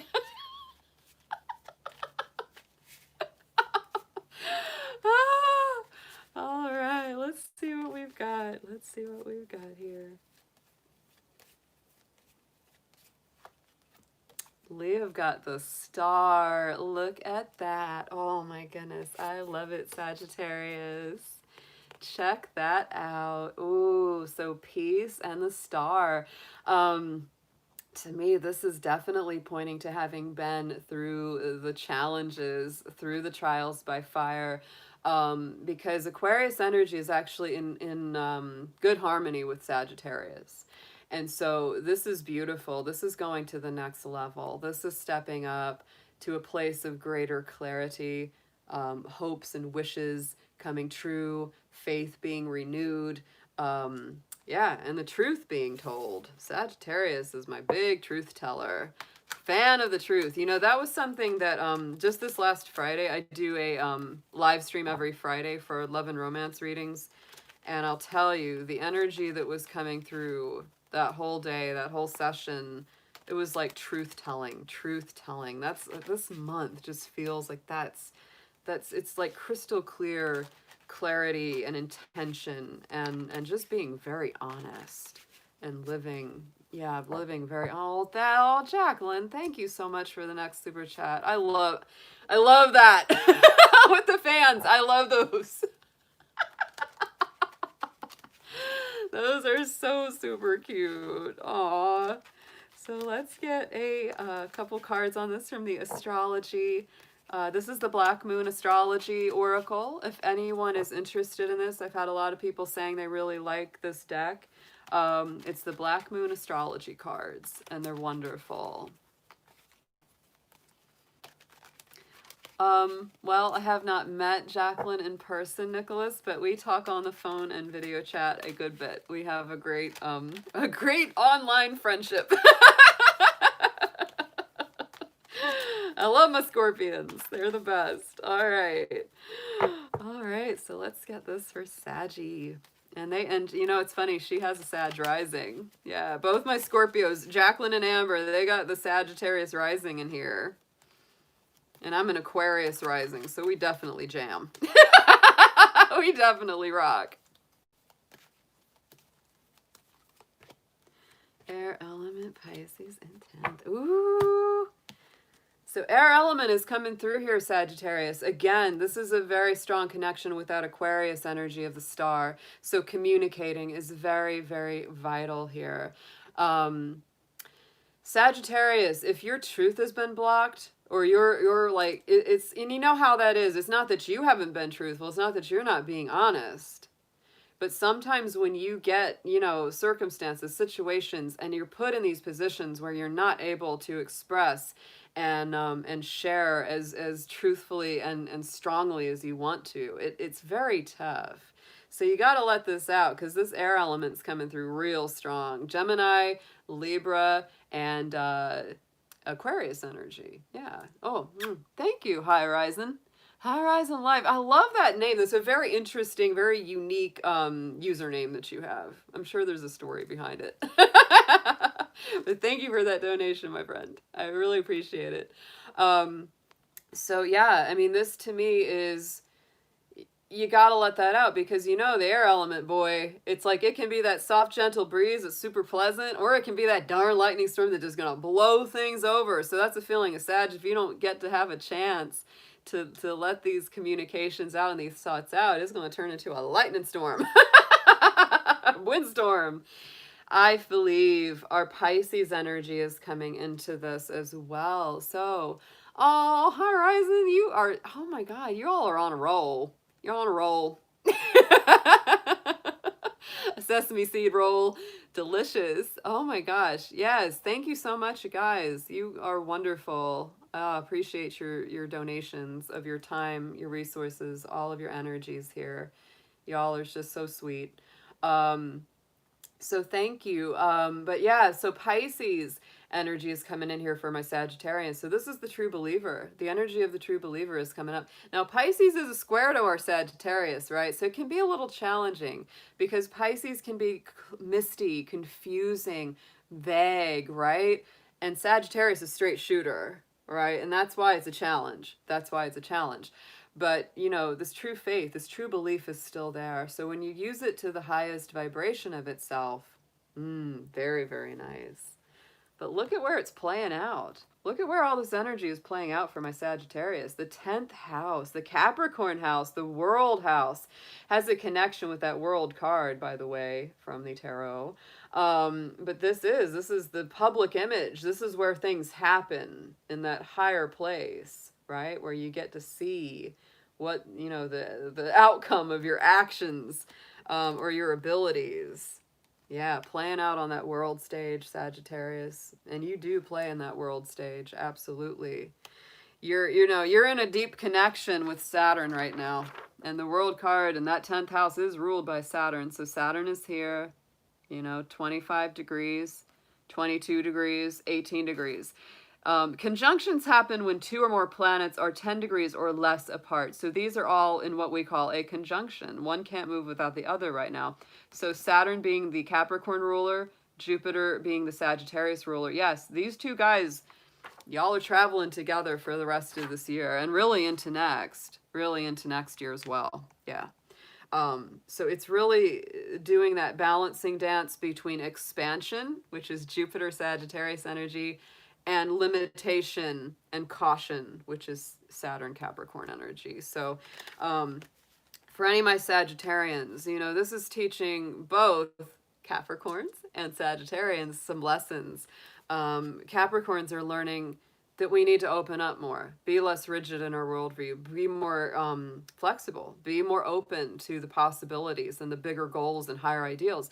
And Sagittarius is getting lessons from Capricorn about how to structure things better, how to plan it out a little bit stronger so that those big ideas and big dreams can manifest very fully. So it's like they play nice together when they play together, right? If you learn that dynamic, it can just be so great, because then it's like not only do you have the big hopes, dreams, and ambitions of Sagittarius, but then you have the ability to manifest that stuff like the Capricorn. That's why the midheaven point is very, very powerful in your chart. Whatever your midheaven sign is, which is always going to be right here at the top, that brings together that Sagittarius and Capricorn energy, and it shows you very strongly how you manifest your goals and dreams and hopes into reality. So Sagittarius, let's get some tarot on this for you all. Let's see what we've got. Show us Sagittarius, please, Spirit.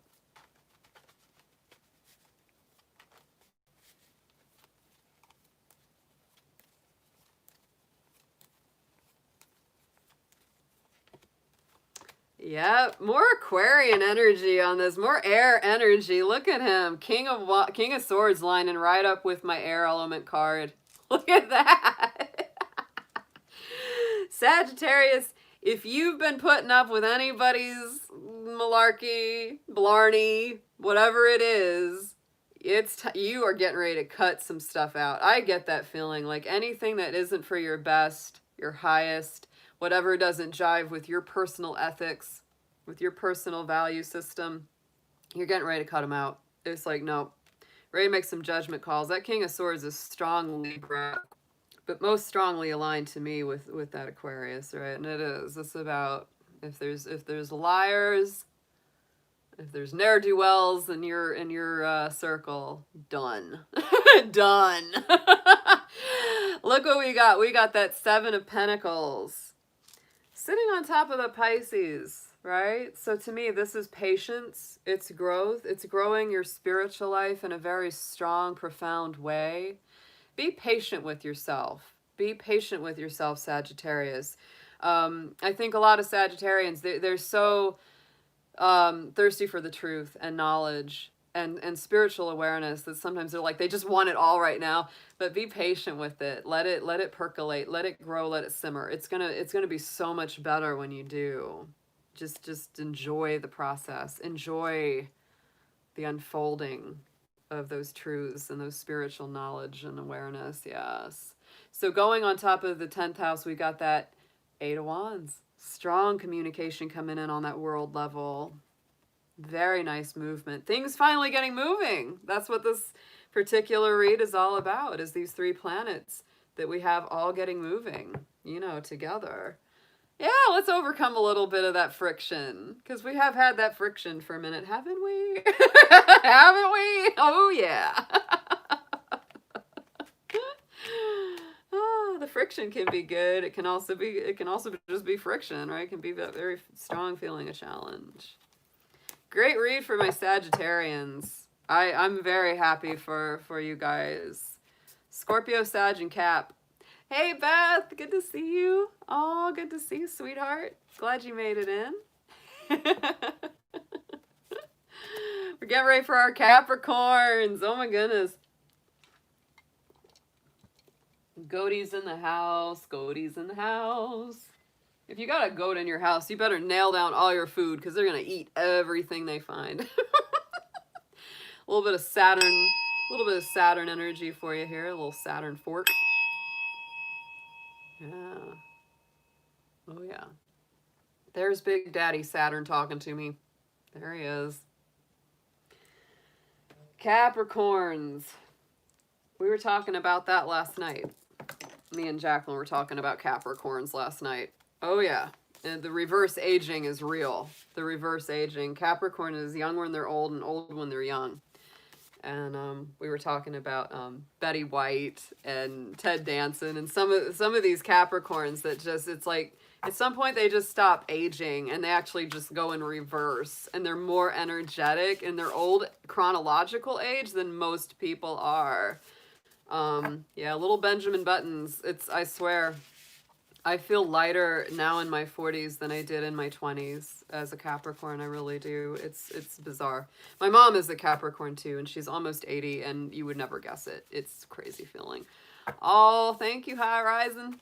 High Rising Life Slinger. Slinging it. That's right. So, let's get into it, Capricorn, because this is a little bit of a Capricorn party here, too. It totally is a Capricorn party because Saturn just went direct on the 29th. Not even a week ago. And we know the Scorpions and the Capricorns, they hang out together a lot. They do. Good old doom and gloom. That's right. Pluto says, I'm going to kill you all. And Saturn says, you had it coming.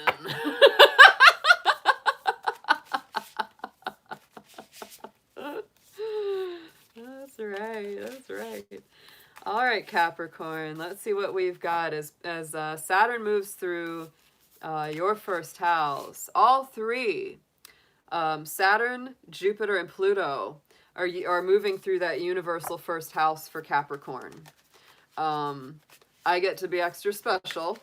I wish I wasn't special for this one because I've got an Aquarius rising, so that means Saturn has been in my universal first house, and now it's going to be in my personal first house for another 3-year cycle. Isn't that crazy? As it goes into Aquarius, it's going to be moving through the first house again. I'm like, okay, we're just reshaping everything right now. I'm like a dang Home Depot project right now. It's like, let's do this. That stupid slogan. It's like, that's how it is. That's how it is. I'm like that home renovation project these days, I swear. So let's get it, Capricorn. Let's see what you've got. All my Capricorns, y'all, we have been through it, and through it. We have done it so much. This last 3 years has been intense. A lot of my Capricorn folks out there have absolutely done the Scorpio thing in a lot of ways. The burning down and then the revival and renewal. Total phoenix from the ashes, phoenix trip. Yep. So Capricorn, as we go into this last pass of Saturn through your sign, as we move through to the end of this year, this is it. This is it. This is like, you get your diploma, you're leveling up, you've graduated, you've done it. Saturn will not be back in our sign for almost another 30 years.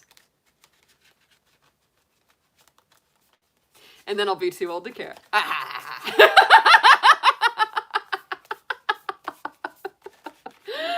All right, so Capricorn, let's get it. Sun, Moon, Venus, rising, please, Spirit. Capricorn, if this does not personally resonate with you, check the placements of the other signs that you have in your personal chart. It will give you more messages, whether you're watching these or other people's readings. So let's get a keyword for Capricorn, please, Spirit. Show us our Capricorns.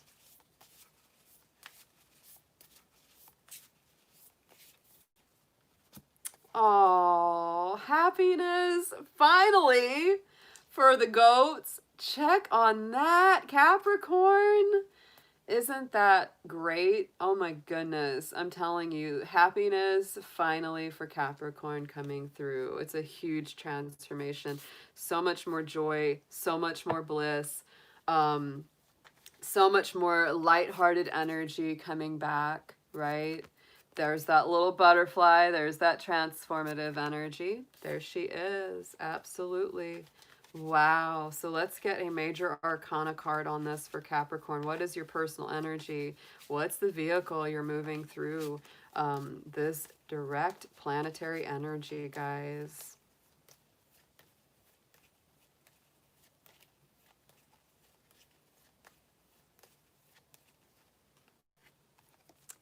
Doesn't get stronger than that. And there you go. Pluto. The Pluto card, Judgment came out because Capricorn, you have been intrinsically linked with Pluto energy, with Scorpio energy these days. That's why you've been experiencing a lot of that kind of Scorpio energy of death, rebirth, renewal, things coming back full circle. But to me, you know, Judgment, it's the Death card and Judgment in the tarot. You know, Death is ruled by Scorpio, Judgment's ruled by Pluto.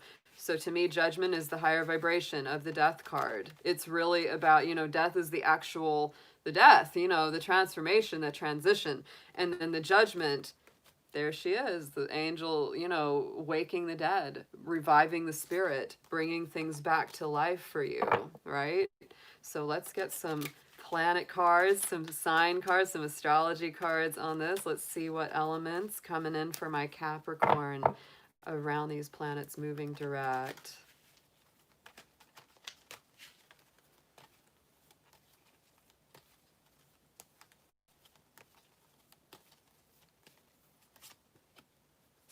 Ooh, look at that. Oh, guys, it doesn't, you can't make it up. I'm telling you. So first house, there it is. We haven't had the first house come out all night. And Capricorn, you're ruled by, this is the energy that's going through your first house. So this is about the body. This is about the identity. This is the Aries house, right? It's who you are. It's the eternal I am. Who am I? What am I here to accomplish? What am I here to do, right? And that is what you're feeling with this. And then look at this. First house and 12th house both coming up, Capricorn, because what's happened, you know, is that this 12th house has been cleared, right? There's been a lot of clearing of karma, a lot of releasing of old baggage, because that card, that house, I'm sorry, not the guard, but the house is the Pisces house. So it's about release. It's about the negative karma and baggage that have accrued over time. And so it's really about setting that down, setting that burden down, clearing your spirit, clearing your mental energy. And we got the lunar eclipse. And you know, our lunar eclipse card, our lunar eclipse energy is all about release. It's all about letting old things go, old cycles go. So big changes, big powerful changes when our lunar eclipses. And we will be coming back into eclipse season at the end of November. I think November 30th is our next big eclipse. So those could be very powerful times for you as well, Capricorn. But we've got literally like the alpha and omega, the beginning and the end, you know, coming up here, the first and the last. Yeah. So very strong renewal of the self, of the identity, really understanding yourself, having rebuilt yourself very much from the inside out. And letting go of a lot of those old karmic habits, cycles, routines, moving it up to a next place, transcending the suffering, transcending the pain and the tears. That's why that happiness card has come through. I'm saying that's the truth. All right, Capricorn, let's get some tarot on this for you. Let's see what we've got for our Capricorns. 3 cards, please, Spirit.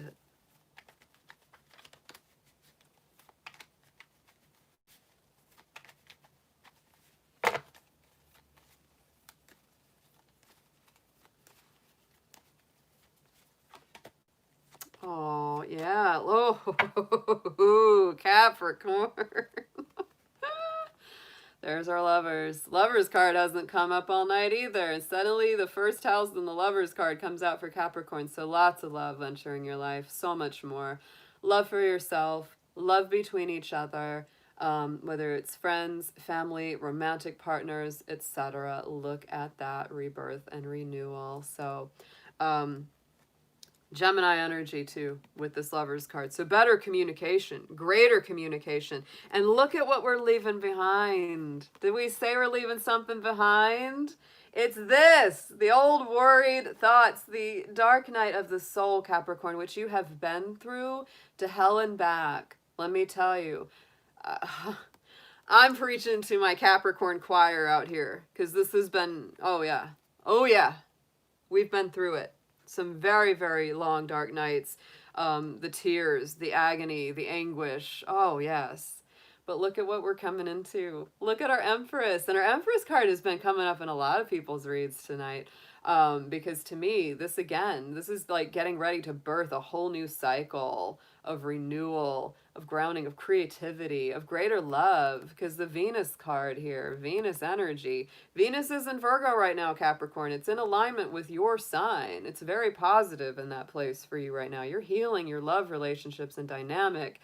Love her 12 stars right there on the crown chakra, aligning with the 12 signs of the zodiac. Hey, Tilly Mae. Good to see you, sweetheart. I'm glad to see you coming in. So Capricorn, big changes, big release, getting seated in your power, embodying definitely that divine earth goddess, that divine feminine coming in very, very strong for Capricorn. And on the bottom, let's see what we've got. Yep, 5 of Pentacles, because Capricorn, you have felt cut off from the divine. Could be felt cut off from a soulmate or love partner here. Worried about money, worried about financial stability, all of those things. So I believe all that's changing. I believe all that's changing around. We're moving forward, Capricorn. We're going to a better place. Love on yourself. Love on yourself. The Lover's card sitting next to that first house. The more you love yourself, the better you love everyone else, Capricorn. I love it. These are great readings tonight, guys. These are beautiful. They've all been good. They've all been really nice. All right, my honeys. Let's see. Let's clear this energy. Let's get it out. We're going to do Aquarius. Aquarius. Here we go. Tilly, my love bug. Yeah. Aww.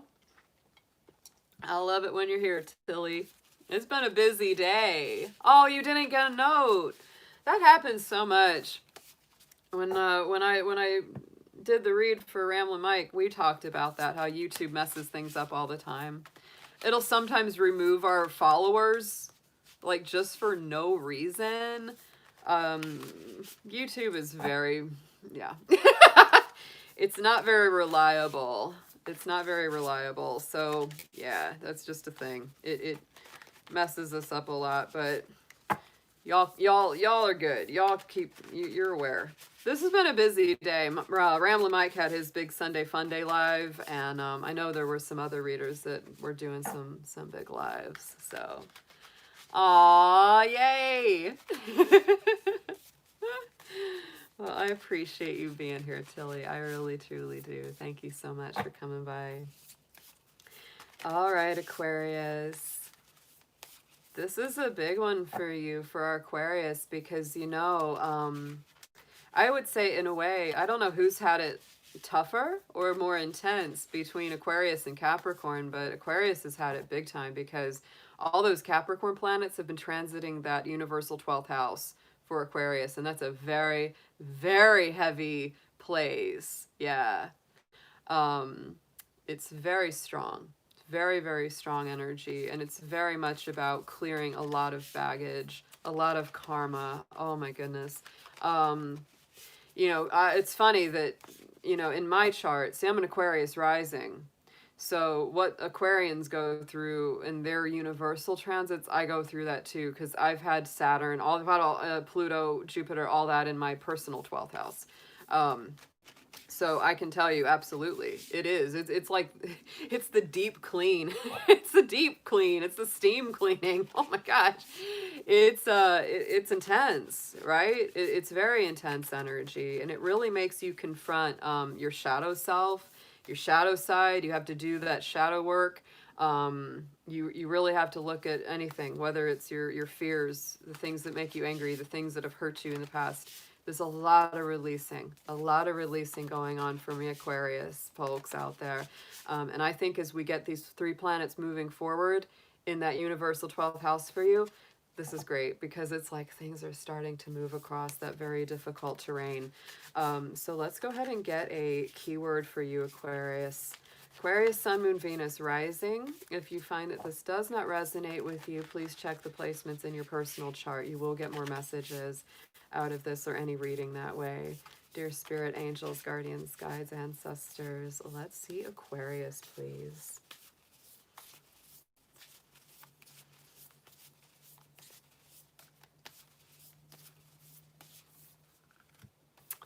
travel is on the agenda here. There was another sign that had this. I think it might have been Gemini. I think it was. But to me, this is all, this has a little bit of the feeling of the Hermit card, right? Seeking your truth. Sometimes having to take those solitary journeys that only you can take, right? So this is about healing yourself from the inside out, not a surprise, staying true, following your star, sticking to your truth, even if it's difficult to do that at times. I love how this, you know, like there's this glow around her heart chakra, and then there's the same color glow over here. So it's like, you know what your heart's desire is, you know what your heart's journey is, and even if it's a long trip, even if it's got some challenges and bumps and things along the way, it's like calls to like. And so when you're raising your vibration high, Aquarius, you're going to go to the place that your heart leads. That's a very beautiful card there. And travel isn't always physical travel, Aquarius. If you're not actually physically traveling, you know, this can be intellectual travel, mental travel, learning things, growing in your mind, expanding your awareness. Let's get a major arcana card on this for our Aquarius. Let's see what your big energy is personally.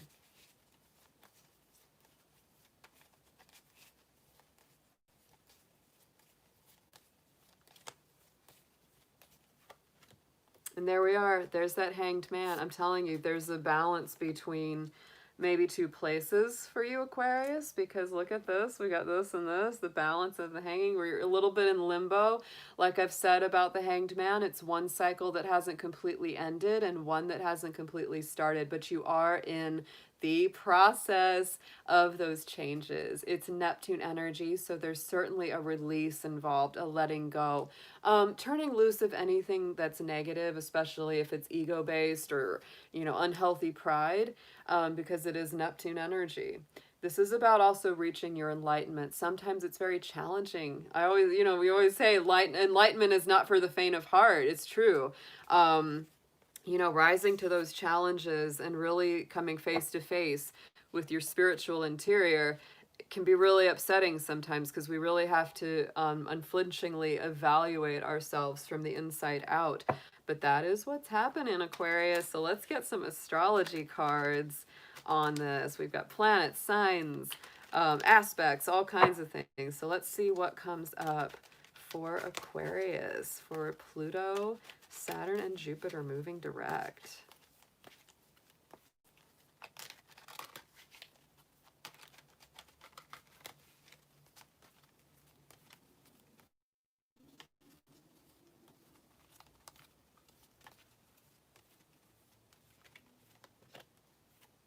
Yes. Whoa, okay. So here we've got Mercury. So there is a lot going on with the mind. Aquarius, very important to not let this turn into excessive worry, negativity, doubt, anxiety, right? Because that's the negative manifestations of the mind. But it's time to really use your mind for that higher purpose, that higher level. Mercury right now is in Scorpio, so it is a more challenging aspect to you. You may feel like you're really, like there's this deep dive going on inside you, which you don't usually do, but it's like, it's definitely for your own healing, your rebirth, your transformation and renewal.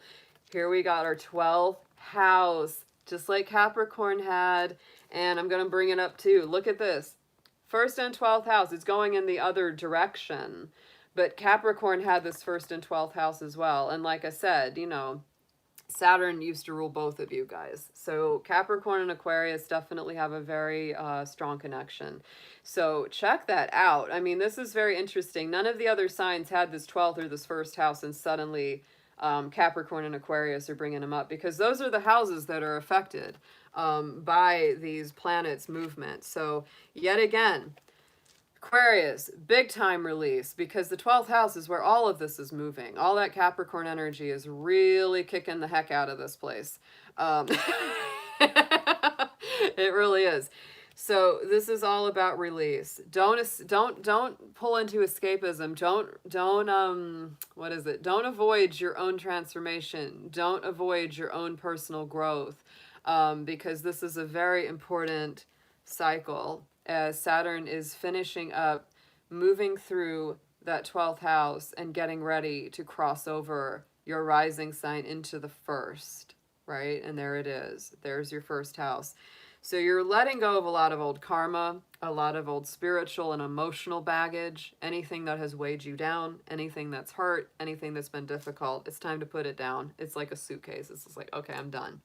I've looked through it. I've gone through it. I've taken what I've needed. I'm leaving the rest behind. And now you're ready to go to that first house. And that first house is about restructuring yourself, recreating who you are, you know. So that's what this is moving into. So let's get some tarot on this for our Aquarius. This is a very deep, insightful read. You know, the Capricorn Aquarius dynamic is it's really strong tonight here. It's really showing up because we are working with y'all signs very intensely.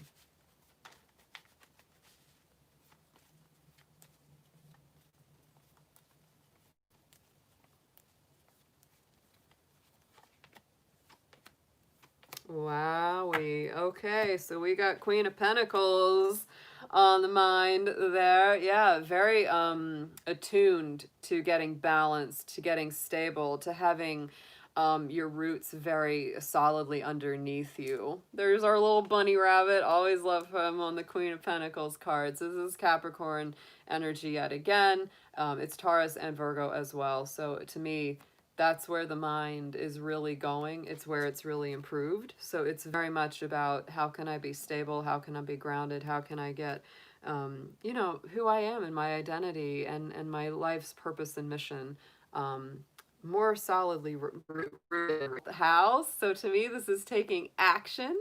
This is moving past this old baggage, these old things that are outworn and ready to be released. Our King of Wands is Aries, Leo, Sagittarius energy. He's very fiery, very much a leader, goes after what he wants. It's a little bit like that Emperor card, you know, very dynamic. Yet again, you know, sometimes it's time to let the ego be released with that King of Wands. Yes, that's the only blockage he gets is the ego. Good to see you, Silver Star. I saw you come into the chat. And then, but look what we have around the corner, Aquarius. I feel like any of the work that you do to purify and cleanse and detox your spirit, your soul, your heart, look at that first house. Ace of Wands coming up on top of that. So bright, brand new, passionate beginnings for you, Aquarius, in your life purpose, in your identity, in recreating who you are, what you are, why you are here. And look, oh, we've got our king to our queen. Yes, we do. So this, for some of you, could be that very strong soul connection, could be a power connection with somebody. But to me, when you get both the King and the Queen of Pentacles, this is very directed into getting your grounding center very squared, making that money, setting up a strong, stable foundation for yourself, whatever that means. Whatever that means, Aquarius. Very nice reading for you and the Capricorn. Oh my goodness. Some big similarities between those two. So let's get into our last but certainly not least sign of the night is our Pisces. Love my Pisces. Ah, that's my Venus sign. So I love my Pisces, folks. Oh, thanks, Tilly. Yeah, I am an astrologer. It's a big part of my whole thing. I can't go one without the other. All right, Pisces, let's get some vibrations on this. Let's burn a little something. Yeah, we need a little burning something after all that Capricorn Aquarius stuff. That was kind of heavy. It's good, but it's heavy. Holy cow. Yeah.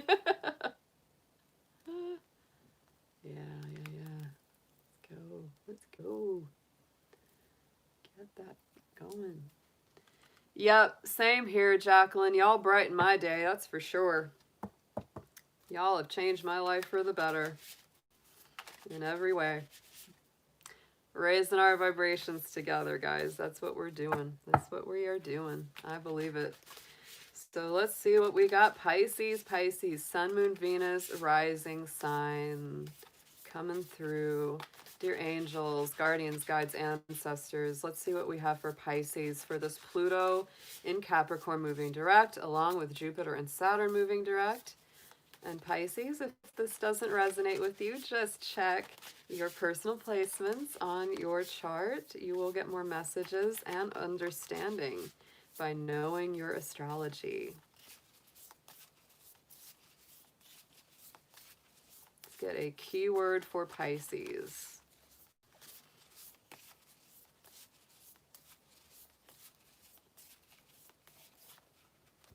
Oh, look at that. Ah, oh, Pisces, there is that home card.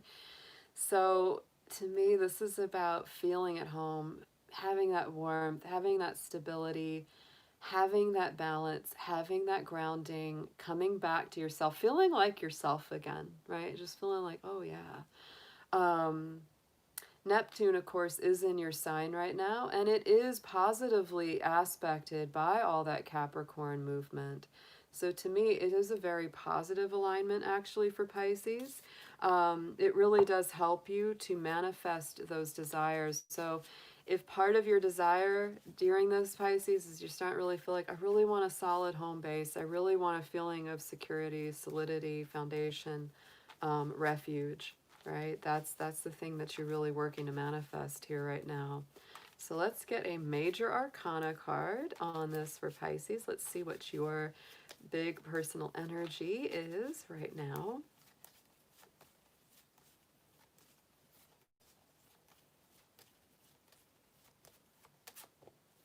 And look at that. Aw, Pisces is coming into some squishy romantic times. Look at that home and the Lovers card coming up on that for Pisces. Woo! So love, home, security, better communication, whether this is with, family, loved ones, friends, building a sense of home, and stability and connection. This is absolutely beautiful, Pisces. As this is moving forward, that's what it's creating for you guys. I love it. Let's get some astrology cards on this. Let's see what extra elements are coming in as a big influence for you as we move direct with all these planets. We'll have a planet party for you, Pisces, when Neptune goes direct. I promise. We'll have a planet party for you.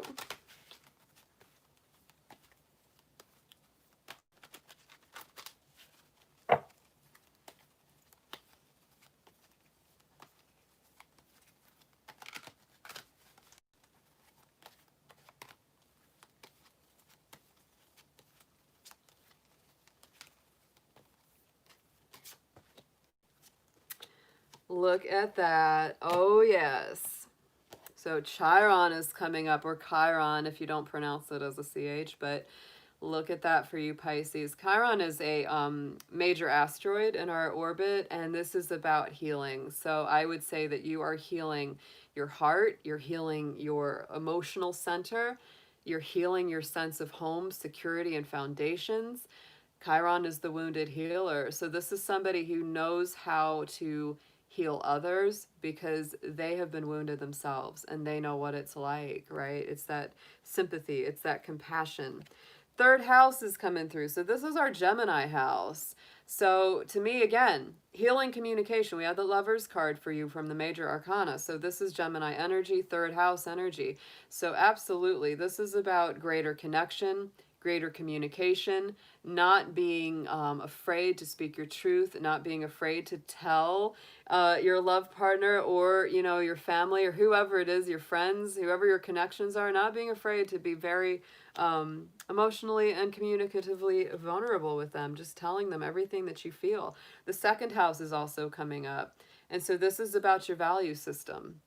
This is about what matters to you. This is about your resources, how you use those resources, how you, function with those, what you spend it on, not just your money, but also your time. Your time is even more valuable than your money. We know that.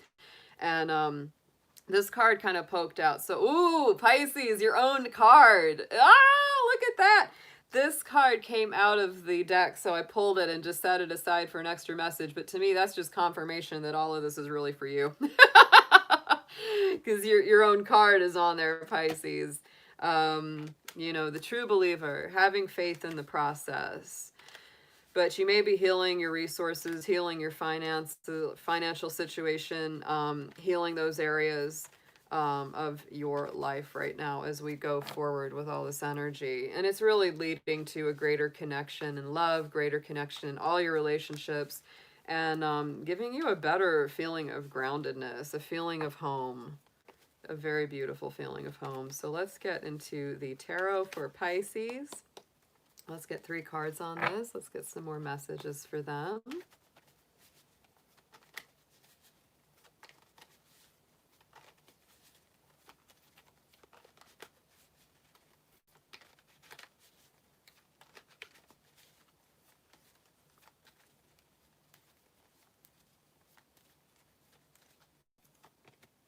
Wow.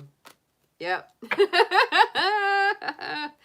So Chiron, look at this. There's a little spiritual surgery going on with this connection because we've got that Ace of Swords. Ace of Swords is the ultimate victory and clarity of consciousness from spirit. And so to me, again, it does cut out anything that's untoward, anything that's not completely honest, anything that's not for your best good. It's almost like having to cut out, you know, the areas of disease or, you know, negativity or toxicity, because it's all about getting to your higher healing. I also always feel a lot of the energy of Archangel Michael with the Ace of Swords. So there is that feeling of protection, that feeling of, you know, being guarded, being divinely guided. Look at this. I love this. On top of that 3rd house of messages, we've got this 8 of Cups, moving on, moving beyond who you communicate with, how you think, how you feel. Maybe this is you giving up all those negative self-affirmations and starting to change it into positive affirmations instead. That would be a really, really good thing for y'all. Yeah. Letting it go. Whatever wasn't working. Yeah. So coming on top of the 2nd house, we have got the Queen of Swords. This Queen of Swords, she's very Libra energy, can also be Aquarius and Gemini, but is very strong air energy.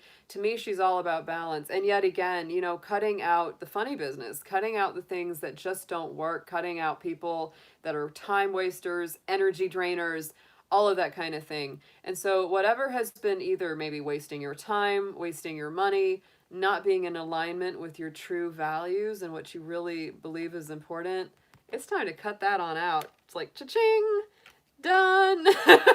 Moving that out. And look, our Judgment card is popping up again on the bottom of the deck because there is our Pluto rulership calling things out, the dead coming back to life, cycles returning and renewing, faith and hope being restored. Wow, Pisces. I love this reading for you. These were beautiful, guys. This was a great session tonight. All right. All right. So y'all, the 24 in the chat. Wow. Thank you so much for joining us tonight. These were fabulous. I really hope that it resonates with everybody that has been here and will. Sometimes when I just make those spur of the moment choices to jump on and do these kind of readings, it just like, it's just popping.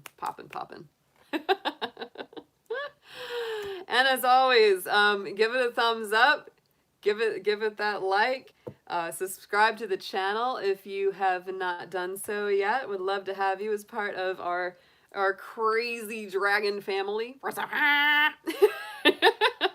Every Friday we do a love and romance live stream. I do readings for all 12 signs each week on Friday starting at 12 p.m. Eastern Standard Time. So either join those if you can. The energy is so much like it is right now, as it has been tonight. And it's super fun. We have a great group here. We have a lot of people from Ramblin' Mike's channel here. He and I support each other very strongly, and I just am so grateful for y'all. Y'all are just a wonderful core of people, and I just am always blessed by your presence and your energy and your time. So guys, have a wonderful evening. Happy Pluto direct, happy Saturn direct, happy Jupiter direct to everyone. Let's move forward. Let's go out and get this. Have a great evening, y'all. I'll see you soon. Take care.